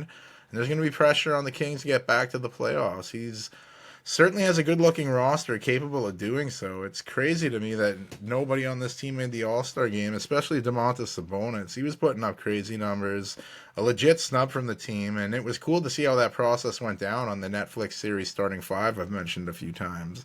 Not easy to walk in the basketball footsteps of a legend, and Domas's dad, Arvydas Sabonis, was one of the best basketball players ever. And we didn't even get to see him in North America in his prime because of the Iron Curtain. So somehow one of my favorite guards in the league has slipped under the radar. De'Aaron Fox, he's something else. He does so many great things, and he does it fast. He's capable of slowing things down, too. He's just a great point guard. He's a year removed from an All-Star game and an All-NBA third team. And I'm thinking Fox should have another All-Star caliber season, especially since he recently declined a 3-year contract extension, and people are worried that he might not re-sign in Sacramento. But by declining now and potentially making an All-NBA team, he could increase that contract to a supermax. It's a gamble. He's putting it on himself, but you got to like that. His scoring may dip a bit, but I think his season's going to get a little easier, and I'll tell you why, because one of the most dynamic scorers of his generation, former Raptor, Spur, and former Bull, DeMar DeRozan was traded to this team. And he's going to be fitting well with this team going back to the West Coast, where the Compton, California-born DeRozan is going to be playing on the West Coast for the first time professionally with an NBA team. The 35-year-old's a mid-range assassin that will make everything easier for the two All-Stars on the team, Sabonis and Fox. And Red Velvet, Kevin Huerter, he had a down year, and he'll be expecting to bring his game back up, or else he'll find himself on the bench. Keegan Murray is a pretty solid contributor in this team, and he's more than capable of knocking down shots. I mentioned someone that could take Herter's job. I don't know if Malik Monk is that guy because he's so good off the bench. He could again find himself in the mix for 6th man of the year. The Kings also added veteran Jordan McLaughlin from Minnesota. Should be able to provide some good backup minutes with not too much of a drop off from the playmaking standpoint. Keon Ellis, Colby Jones, and both spent time in the G League with the Stockton Kings, and they'll be fighting over spots on this team. Kings are pretty high on their 13th overall pick this draft. Devin Carter, the experienced guard out of Providence, looks like a great fit for the team, but we won't see him anytime soon as he recovers from torn labrum surgery. It'd be nice to see him running the pick and roll with Sabonis, though, when he gets back. And Sacramento's front court's a little thinner. They have Alex Len and Canadian Trey Lyles from Saskatoon, Saskatchewan. What up? Behind that group, the Kings have an injured Orlando Robinson. They signed from Miami. They also have two undrafted rookies fighting for roster spots, but may get more than that. May go to the G League, though, too. I'm talking about Isaiah Crawford out of Louisiana Tech and Isaac Jones out of Washington State. And the Kings added a shooter with Doug McDermott, with McBuckets coming to town. He can still knock him down, so anything short of the playoffs would be unacceptable. And I know Mike Brown won Coach of the Year 2 years ago, but this is a what have you done lately for me league, and I'm looking for the Kings to finish just behind the division-winning Suns in this division. Behind them, I have the LA Lakers coming into the season with tons of fanfare, as one of the biggest franchise in sports always does. Darvin Ham is out. J.J. Redick is in. The short-lived podcast between LeBron James and J.J. Redick, Mind the Game, that had to be put away for now, as Redick is running the Lake Show as a new head coach. A bit of a change for one of the bright minds covering the game on television, from covering it to head coaching one of the biggest names in basketball. It'll be interesting to see how Redick handles this position. He's looked great in the media thus far, and see what happens when he gets down to the regular season games. And all eyes are going to be on the NBA's all-time leading scorer, LeBron James. Again, cool seeing him in Netflix starting five. That was awesome to see behind the scenes on what this guy does and the scare he went through with his son's cardiac arrest. And speaking of that son who's healthy and playing again, Bronny James, he was selected in the second round of the 56th. Selected in the second round with the 56th overall pick. A lot of people called it a little gimmicky, saying after 1 year at USC, Bronny shouldn't have been drafted there, but he's on the team. He looked okay in preseason, and on opening night, he gets to play with his dad. The first time in NBA history that such a feat would occur. I mean, that's pretty cool. It's happened in other sports, but not the NBA. I mean, it's happened in baseball with Ken Griffey Jr. and Sr. playing together in Seattle, and it's said that they're going to be at the game, so that's pretty cool. Some may call it gimmicky, but it's a dope father and son moment, so how much can you hate on that? And I mean, there's more to this team than just the father-son story. Darvin Ham led the Lakers to an 8th spot in the West, but after beating the Pelicans in the play-in, they moved up to 7th and got a chance to face the Nuggets, where the Nuggets, who have owned the Lakers over the last few years, winning 12 of the last 13, eliminated the Lakers in 5 games, but at least with one of the wins in that series, the Lakers were able to end an 11-game losing streak to the Nuggets. But new year, we'll see what JJ can do with this team. LeBron gets a lot of the eyes, but I'm thinking this team's got to go through Anthony Davis. It's his time now. He's the captain now, and I'm thinking Redick will look to use him more. Hopefully AD can hold up, because that's been a big thing for him, is health status, obviously. And Redick's been hyping up Rui Hachimura a lot in the media in preseason. I think he's trying to boost his confidence publicly, and that could go a long way for Hachimura. The Lakers have a solid backcourt, too. D'Angelo Russell running the point. He's really fit in well with this team. Glad they didn't trade him, because he's always seems to have his name in the mix. Austin Reeves still developing, and that's scary because he's playing pretty well. Gabe Vincent finally looks healthy. He hasn't really been healthy since coming from Miami. We'll see what they can get out of him this year. And Max Christie signed a deal with the Lakers. He was coming into his own last year, and it'll be exciting to see what he can do this year. A lot of talk is about the rookie Bronny, but more of it should be on Dalton Knecht. This guy is a scorer. Tennessee, he was lighting it up, but he fell to 17th in the draft because of his age. People saw 23 and went, whoa. A lot of these guys are 19 now they go for, but, you know, you can't overlook a dude because he's 4 years older, because some of these guys take 4 years to develop. So just cut out the time wasting and get the guy now. We'll see what he can do in regular season, but preseason he's looked pretty good. Maxwell Lewis played in the G League last year. He'll be fighting for minutes with Cam Reddish. And last year's Lakers first-round pick, 17th overall, same as Knecht, Jalen Hood-Schifino. He's healthy and ready to go. So that should be a good battle for playing time. And the Brow, like I said, he's going to have to hold down the court in the front court, because a lot of guys aren't healthy here. Jared Vanderbilt, Vanderbilt, recovering from off-season procedures to his feet. Former Toronto Raptor Christian Coloco has been medically cleared to play. He's trying to get his conditioning right before returning. And Christian Wood recovering from a knee injury. So that leaves Jackson Hayes as the only real center behind AD. And the Lakers might have to go small ball here until they can get some bodies back. But it's hard. Well, the Lakers, what are they going to do this year? On paper, it's like, man, does LeBron have another title run in him? With his son on the team, that'd be crazy. I don't know if I'm there, though. I feel the West is so strong, and this team's going to have to rely on health and some luck, I think, here, too, to try and get to the playoffs. And as I mentioned, the Lakers kick off their season at home, hosting Ant-Man and the Timberwolves. Golden State's another team that's a tough read. Steph Curry, gold medalist from the summer's Paralympics, future Hall of Famer. But his splash doesn't seem as big as it usually does, and that's because his splash brother from another mother has left.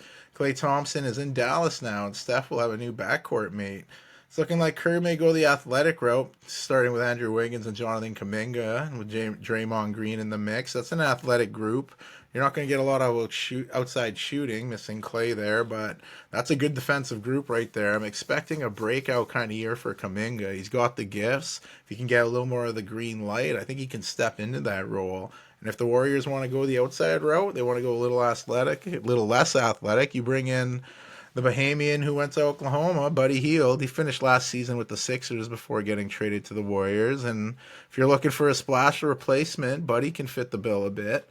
Also coming off the bench is, also coming off the bench but could work his way into the starting lineup is Brandon Podziemski, the 19th overall pick.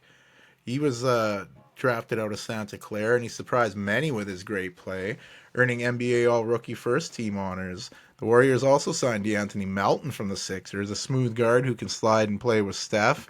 And then you have Kyle Anderson. He's arrived, and he's slow-mo coming in from Minnesota. Sometimes it barely looks like he's moving out there, but he's making the right passes. I could see him setting up Curry and Buddy already. So he should fit nice there. You have Moses Moody, Gary Payton II fighting over minutes. And I hope to see more of lacrosse legend Pat Spencer. His story's crazy. We've talked about it on the Jersey Mentions on this show. So I hope to see more of him on the court. And it's looking like at center the Warriors are wanting to roll with Trace Jackson Davis, the athletic youngster. He looked like he was starting to become a steal of the second round last season. I'm expecting him to play better, even better than last year. And you have veteran Kevon Looney backing him up. So Steph, Looney, Dre, they're like the only OGs left on this Warriors team. And Kerr has his work cut out for him with a new look team. And you got older players, you have the younger players who should be stepping up. So it's quite the smorgasbord. So we'll see if they can get into the playoffs, though. No team's going to want to line up with the Warriors in a 7-game series. And last year, the Los Angeles Clippers, they won the Pacific Division, and now those Clippers are moving into their new arena in Inglewood, California, into the Intuit Dome. Looking at pictures of it, it looks really cool. Like, if you go to LA, that looks like a spot to check out. I mean, looking like the games there must be crazy. I can't wait to watch some of these. And the new look team showing up to the digs. You got Paul George leaving in free agency, going to the Sixers. Kawhi Leonard, who was named the Team USA, but had to drop out due to injury. Still dealing with knee inflammation. He's going to be out a few weeks at least. So Clipper fans won't see either of those dudes they were expecting to see when the ground was initially broke for construction, and it's look a lot like James Harden time. He's got to the keys to the car. We know what Harden can do with the ball in his hands. The guy's an MVP in this league. It's been a few years, but I think Harden will be ready to go, especially knowing that he's going to be handling the rock most of the time. I mean, Norman Powell, Terrence Mann, they're a pretty good trio there, and they'll bust their ass. So if Harden decides not to necessarily be there on defense, they might cover for him. Derek Jones Jr., a big pickup from the Heat, and I'm expecting more from, him and James Harden, Ivica Subac, he's going to get some lobs coming, but Derek Jones Jr. is going to get some real lobs from James Harden on the fast break. Mo Bamba signed from the 76ers, looking for new life on the West Coast, but he's dealing with a knee injury. But how about Kai Jones, the former first-round pick of the Charlotte Hornets? He was looking to fall off the deep end there. Mentally, he was going through shit. He wasn't playing. He was really falling off, looking pretty crazy. But yeah, he's back in the league now, and in preseason he was swatting shots, getting big dunks. I don't think he's going to have an impact to the level of most improved, and I know there's no longer a comeback player of the year, but he's really turned it around. Got to be happy for that. And looking like he's getting his shit together. Speaking of guys who need to keep their shit together, Kevin Porter Jr. is on this team. This guy's always shown what he can do on the court, but it's been off the court, but it's really held him back. He had a bust up in Cleveland after the team acquired Taurean Prince, and there was a locker switch.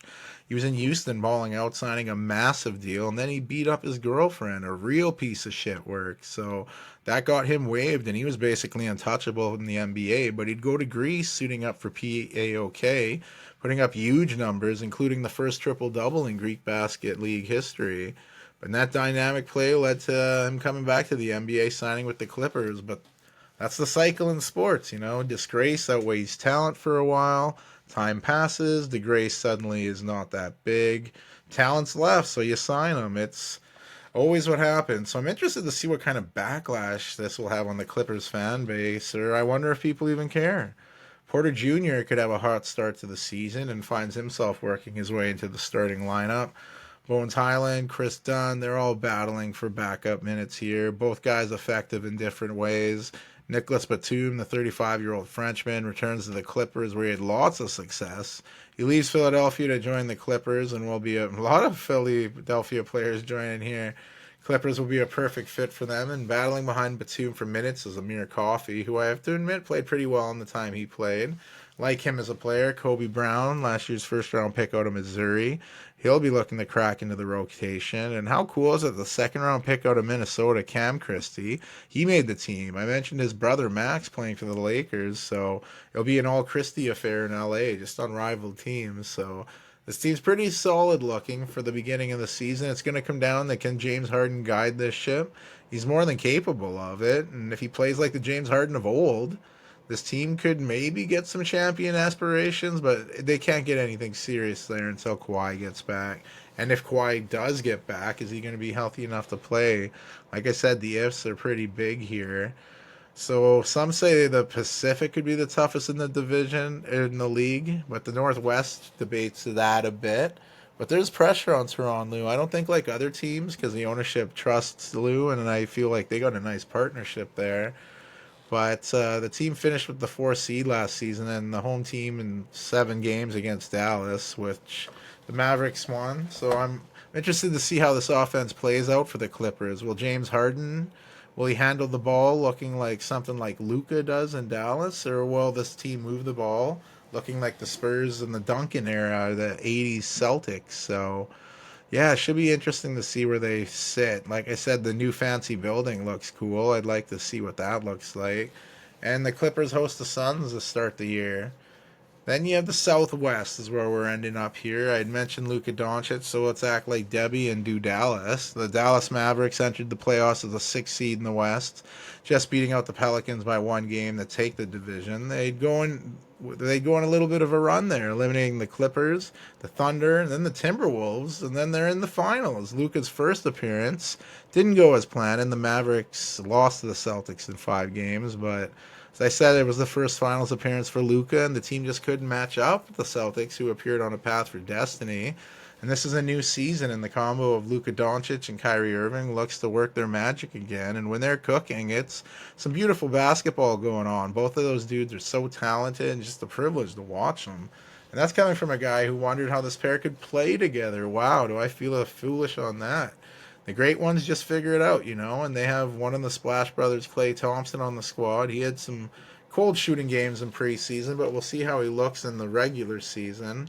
He'll be getting shots from Luka and Kyrie, so like I said, it's going to be weird seeing Klay in a different jersey. You know, the Warriors is all he's known. The change of scenery almost felt needed, though, and I'm excited to see how Klay Thompson's next chapter goes. He's been through a bit injury-wise, so I'm hoping he holds up, but after finishing last season with the Lakers, former Maverick Spencer Dinwiddie returned to Dallas, where he and Jaden Hardy are a nice backcourt combo off the bench. And Mavericks GM Nico Harrison, he made those moves at the trade deadline last season.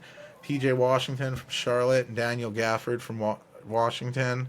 Those 2 guys fit in seamlessly and totally changed the Dallas team. Their defensive numbers got so much better, and we'll see if this team can keep that up. Backing up those guys, you got German Maxi Kleba, Derek Lively II, and Lively made some strides throughout the season, dealing with some injuries, but he's healthy and looking like the pogo stick that we know. Kleber looks to be healthy as well. He dealt with some injuries last season. Losing Josh Green to Charlotte was big, but the Mavericks signed Najee Marshall away from the Pelicans, and he'll be battling for some playing time with Quentin Grimes and Olivier Maxence Prosper, another Canadian baller looking to put his imprint on the league. Last year's 24th overall pick in the draft, played more in the G League last year, and I think he's probably going to get some more time there. Dwight Powell and Markieff Morris move further down the pecking order. The Mavericks have a lot of the same guys with some new additions, and I think they win the Southwest Division in back-to-back years. But Southwest Division has entered the chat for possibly toughest division in the league. They only had 2 playoff teams last season, but each of the teams have gotten a little better, and they're maturing. So the Mavericks, they're going to have to be on their A game. Otherwise, they could be usurped for this division, but I don't see it. I see the Mavs holding on and taking the division, and Jason Kidd will feel some extra pressure, but he can handle it. He's got a connection with this team, and I see them having another great season. The Mavericks tipping off their season, hosting the Spurs. Lots of pressure entering the season for fourth-year head coach Willie Green in New Orleans. The Pelicans snuck into the playoffs via the play-in last year, finishing behind the Mavericks in the division. Pels had the 7th seed, but as mentioned earlier, they lost to the Lakers, and they dropped to the 8th spot and have a date with the OKC Thunder in the first round.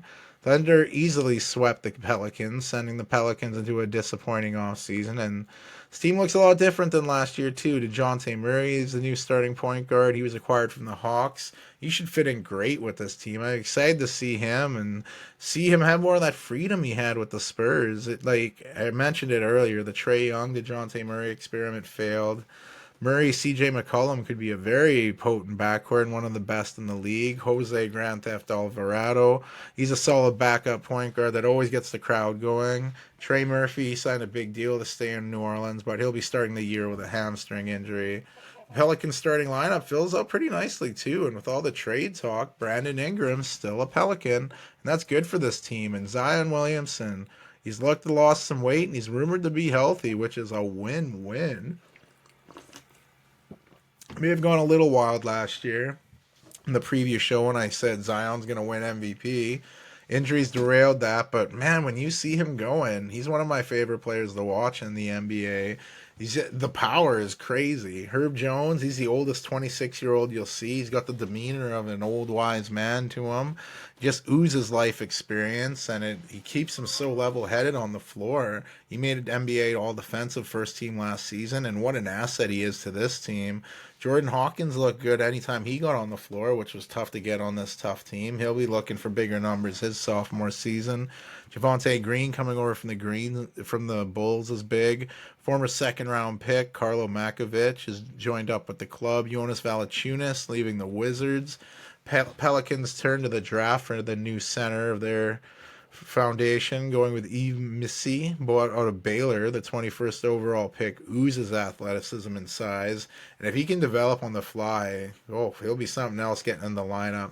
The Pels brought in German Daniel Tice as a veteran to help Missy along the way, and another rookie looking to impress, the second rounder out of Kentucky, Antonio Reeves. He's impressed the team, and we'll be looking to try and crack into the rotation.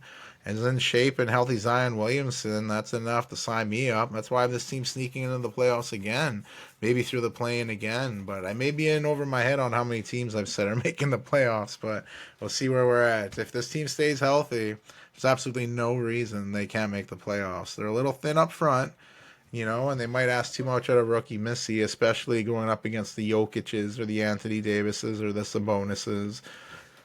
Excuse me. So like a fish floating too close to the surface, don't sleep on the Pelicans. And as said earlier, the Pelicans host the Bulls to open their season.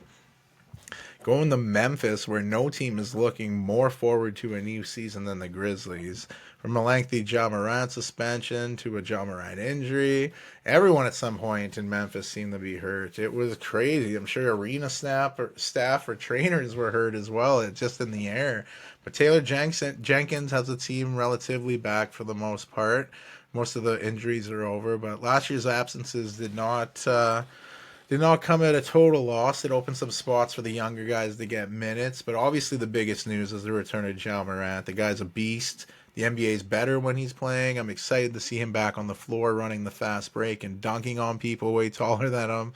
Marcus Smart and Desmond Bane are healthy, and tenacious defenders, and Bane elevated his game at the absence of Morant, so he really looked good there. And Marcus Smart, sorry, he didn't get a lot of time to really show what he could do before going down with an injury. So we'd like to show Memphis that, I'm here and for the team. So it's a bummer Jaren Jackson Jr. is battling a hamstring injury, so he might miss some time. Grizzly Santi Aldama, he might get asked to do a little more here. And the Grizzlies ended up getting a pretty decent pick out of that bad season, getting the ninth overall pick where they take the Canadian giant out of Purdue, Zach Edey.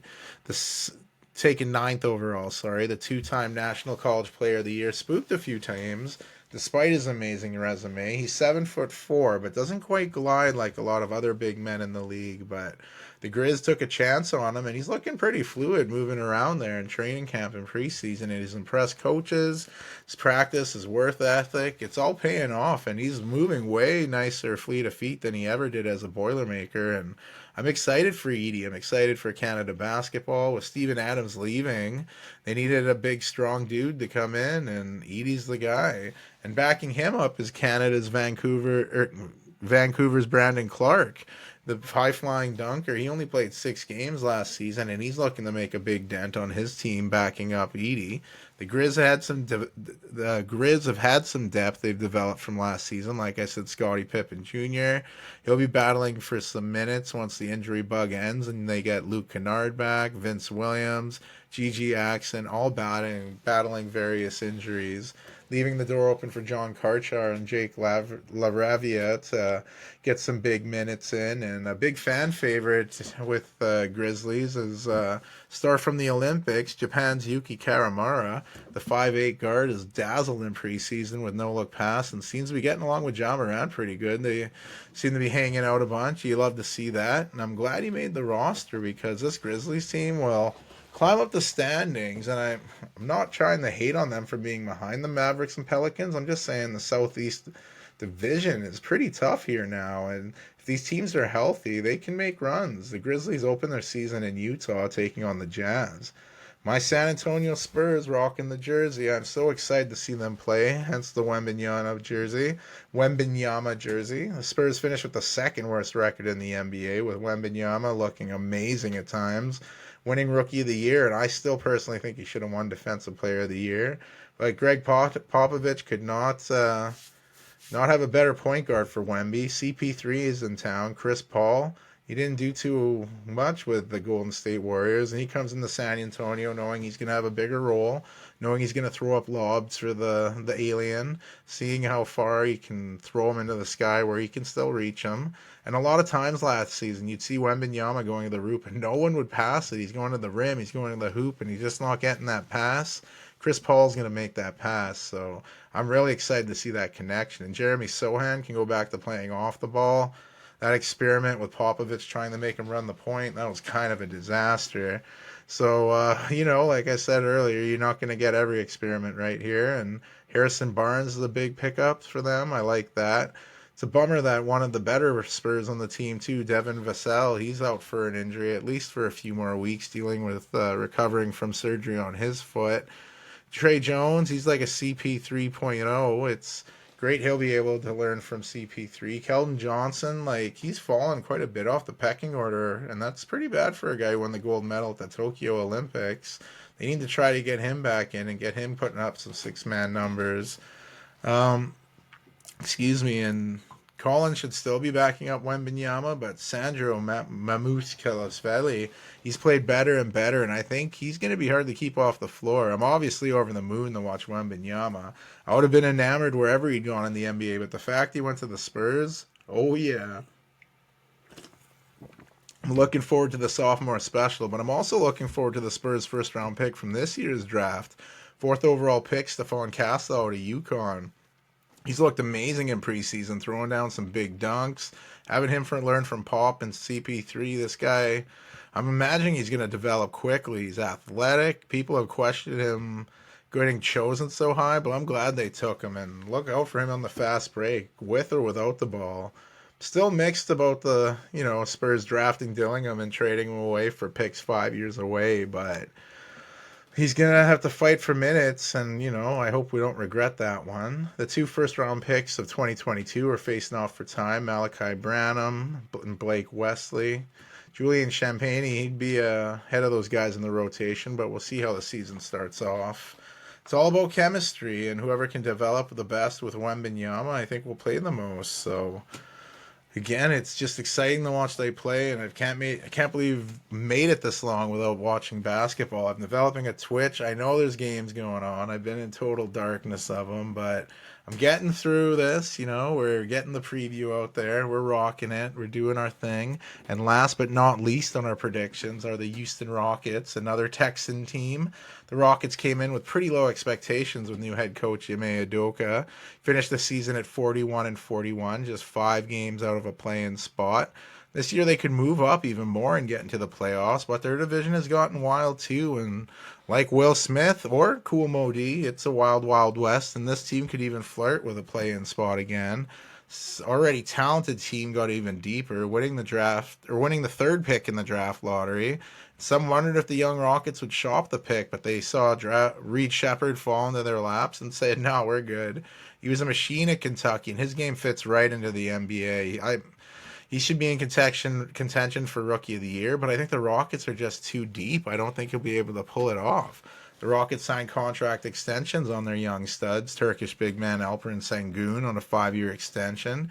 He plays like Jokic out there sometimes. He can facilitate. He can hit the shot. He's known to dunk on a person or two. He's looking like the face of this Rockets team for a while. Jalen Green, he signed an extension as well, a 3-year contract deal. Not as committed as Sengun's contract, but still good to have him under contract for a few years. This is the time for these young guys to get that chemistry going. Jabari Smith Jr. was coming along throughout the season for the Rockets, looking worthy of that 3rd overall pick in 2022. I think he's the real deal. I'm looking for him to have a real big jump this season. Everyone in their eyes will be on Sengun, Green, and Shepard, and they're going to forget about Jabari. And this team's just so stacked. Coming off the bench, you have Cam Whitmore, Amon Thompson, Tari Eason. The rookies really balled out for Houston. Thompson, 4th overall pick in the draft, made the NBA All-Rookie second team, much like Jabari Smith did 2 years ago. And Cam Whitmore fell in the draft right into the Rockets' hands at 20th overall. And what a draft class that was for Houston. Those guys will get some more minutes and have their numbers climb even more. Eason was mostly injured last season, and he's ready to battle those dudes for minutes. And the team's not all young pups. You have steady Freddie Van Fleet running the point. Former Raptor had a good debut season with the Rockets, and he'll need to be a leader to this young squad. The last starter of the Rockets is another Canadian. Yep, we're all over the league, but I'm talking about Dylan the Villain. Dylan Brooks, he's the shit stirrer of them all, and he'll get you going. And when he's going offensively, it's just such a boost for the team. But he's a habitual line stepper, and sometimes he oversteps, and he kind of gets like Draymond Green, but Brooks steps it a little more, I'd say. Aaron Holiday, another good backup point guard fighting for minutes.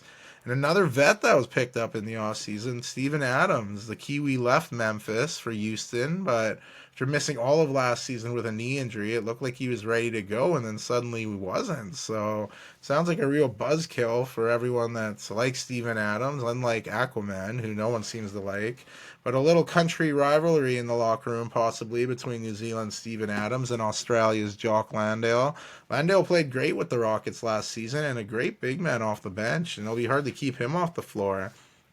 And Uncle Jeff Green still kicking around the league, a great vet for the youngsters, a guy with championship experience, much like Van Fleet, and it's going to go a long way with those young guys. And wow, that's an NBA season preview. You know who's where, what, why, and how. You got it. You want it. It's there. So plugging at this for a while. Sore wrist, no sleep, migraine one morning. But hey, it's hoops. I love hoops. I could talk hoops. I got the Basketball Jones. I've been twitching wanting to watch the hoops. I could be tired. Who knows? But I feel like an absentee family member. Like I said, missing the TNT guys. It's their last season. It's their Christmas recital, and I'm just working. Garsh. But the internet's there. I heard that thing's still kicking around, so we could look stuff up on there. I'm off tomorrow, so I can catch up on some hoops. It's going to be wild. So I hope my analysis was dope for y'all and you have an idea how your team's looking. If you're like Rennie, you're crazy, holler. But sports can be wild. I could have this all totally fucking wrong, or it could be bang on, and I'll brag about it to like the cat and stuff. But to keep this train going, I'm gonna give you my picks for who's gonna win the NBA championship and who's gonna take home some hardware. So, like the NFL's Herm Edwards always said, you play to win the game. And the teams that are going to be playing for a championship, I might sound a little bit repetitive here, but I'm picking the Boston Celtics to emerge out of the East and make it to the finals again. They'll face off with the Dallas Mavericks again. Yes, a rematch in the finals for the first time since 2018 when the Golden State Warriors faced the Cleveland Cavaliers for the fourth time in a row. Still pretty wild that they faced off that many times in the finals. That's no parity back then. We didn't have no time for it. The Celtics, they're going to get there with the biggest chips of their shoulder again, but when they get to the finals this time, they're going to face off with a war-torn Mavericks team that got through the gauntlet of the Western Conference again, and they're going to take those massive chips off their shoulder and put them in delicious dip before dunking them. Maybe Clay's the missing piece. Maybe it's Maybelline. But I think if the Mavericks can get through the gauntlet of that West, they'll beat the Celtics this time. And Clay's champion experience will give him a ring with the Mavs, one without a splash bro, giving Kyrie Irving a ring without LeBron James, and giving Luka Doncic his first NBA championship. And it would give the NBA its seventh different champion in as many years. Take that, no parody of the past. But their championship picks. Now let's try a few wild takes. I think I mentioned the Southeast Division. I think they're going to have more playoff teams in the Northwest Division. Phoenix Suns, I think they'll have the number one seed in the West going into the playoffs. I think the Celtics will have the number one seed in the East. The playoff teams to fall out of the dance, teams that made the playoffs are playing last season. I think the Hawks, they might fall out. Not really risky, but I think Charlotte could snag that spot, as I mentioned in their segment earlier. In the West, it could be a guillotine taking teams out. They could be so interchangeable with how tight it is.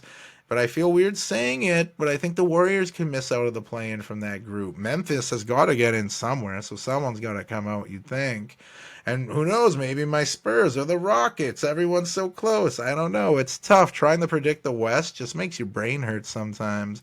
But like I said, I have the Suns having the best record. The Mavericks making it to the finals, winning the Larry O'Brien Trophy with Luka Doncic winning the Finals MVP. And they've changed the name of the in-season tournament now. We have the Emirates NBA Cup, throwing some sponsors on there.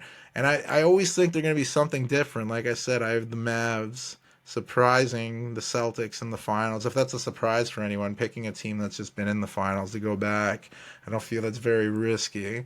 But we're going to go a little riskier for the NBA Cup, because I feel these games, they're big, meaningful games coming up. So who's ready right out of the gates that can get this kind of momentum going?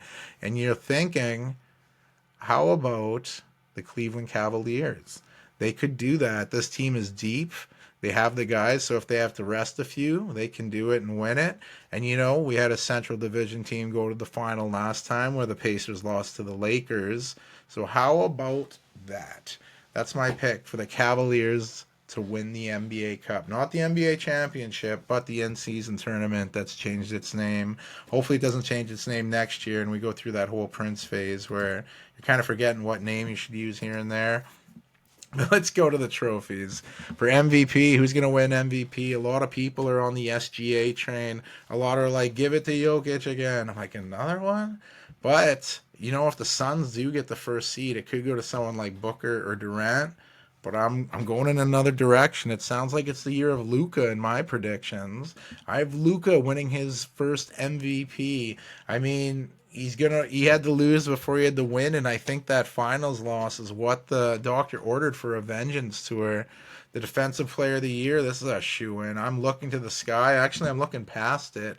I'm looking to outer space where Victor Wembanyama, the alien, will win defensive player of the year. His shot blocking, it's insane. And he chases people away from the paint like a cat lady chases Halloween kids away from their house on Halloween. It's just what they do. It'll be the first of many for Wembanyama. And you look at this rookie class, this trophy could go a few different directions. A lot of times this trophy comes down to situations, how many touches you're getting in a game.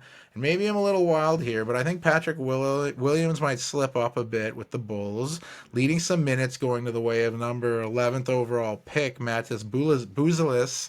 And I think he's going to win Rookie of the Year for the Bulls there. Very underrated pick. I think he fell, and a lot of teams are going to regret that. Most improved player is always one of the fun ones to pick because you're going over a list of players who you think are going to emerge and grow into the player we thought they might be. And someone could just surprise the shit out of you. But like I said, last year I thought Canadian Benedict Mathurin would win it. Now, it's probably a year too soon. He's going to win it this year coming back from injury. But I'm probably not going to pick it twice. I thought maybe, someone in OKC, but they're so full. So maybe someone who left OKC, Trey Mann of the Hornets. Maybe this is his time to shine, You just need that chance. You just need one shot.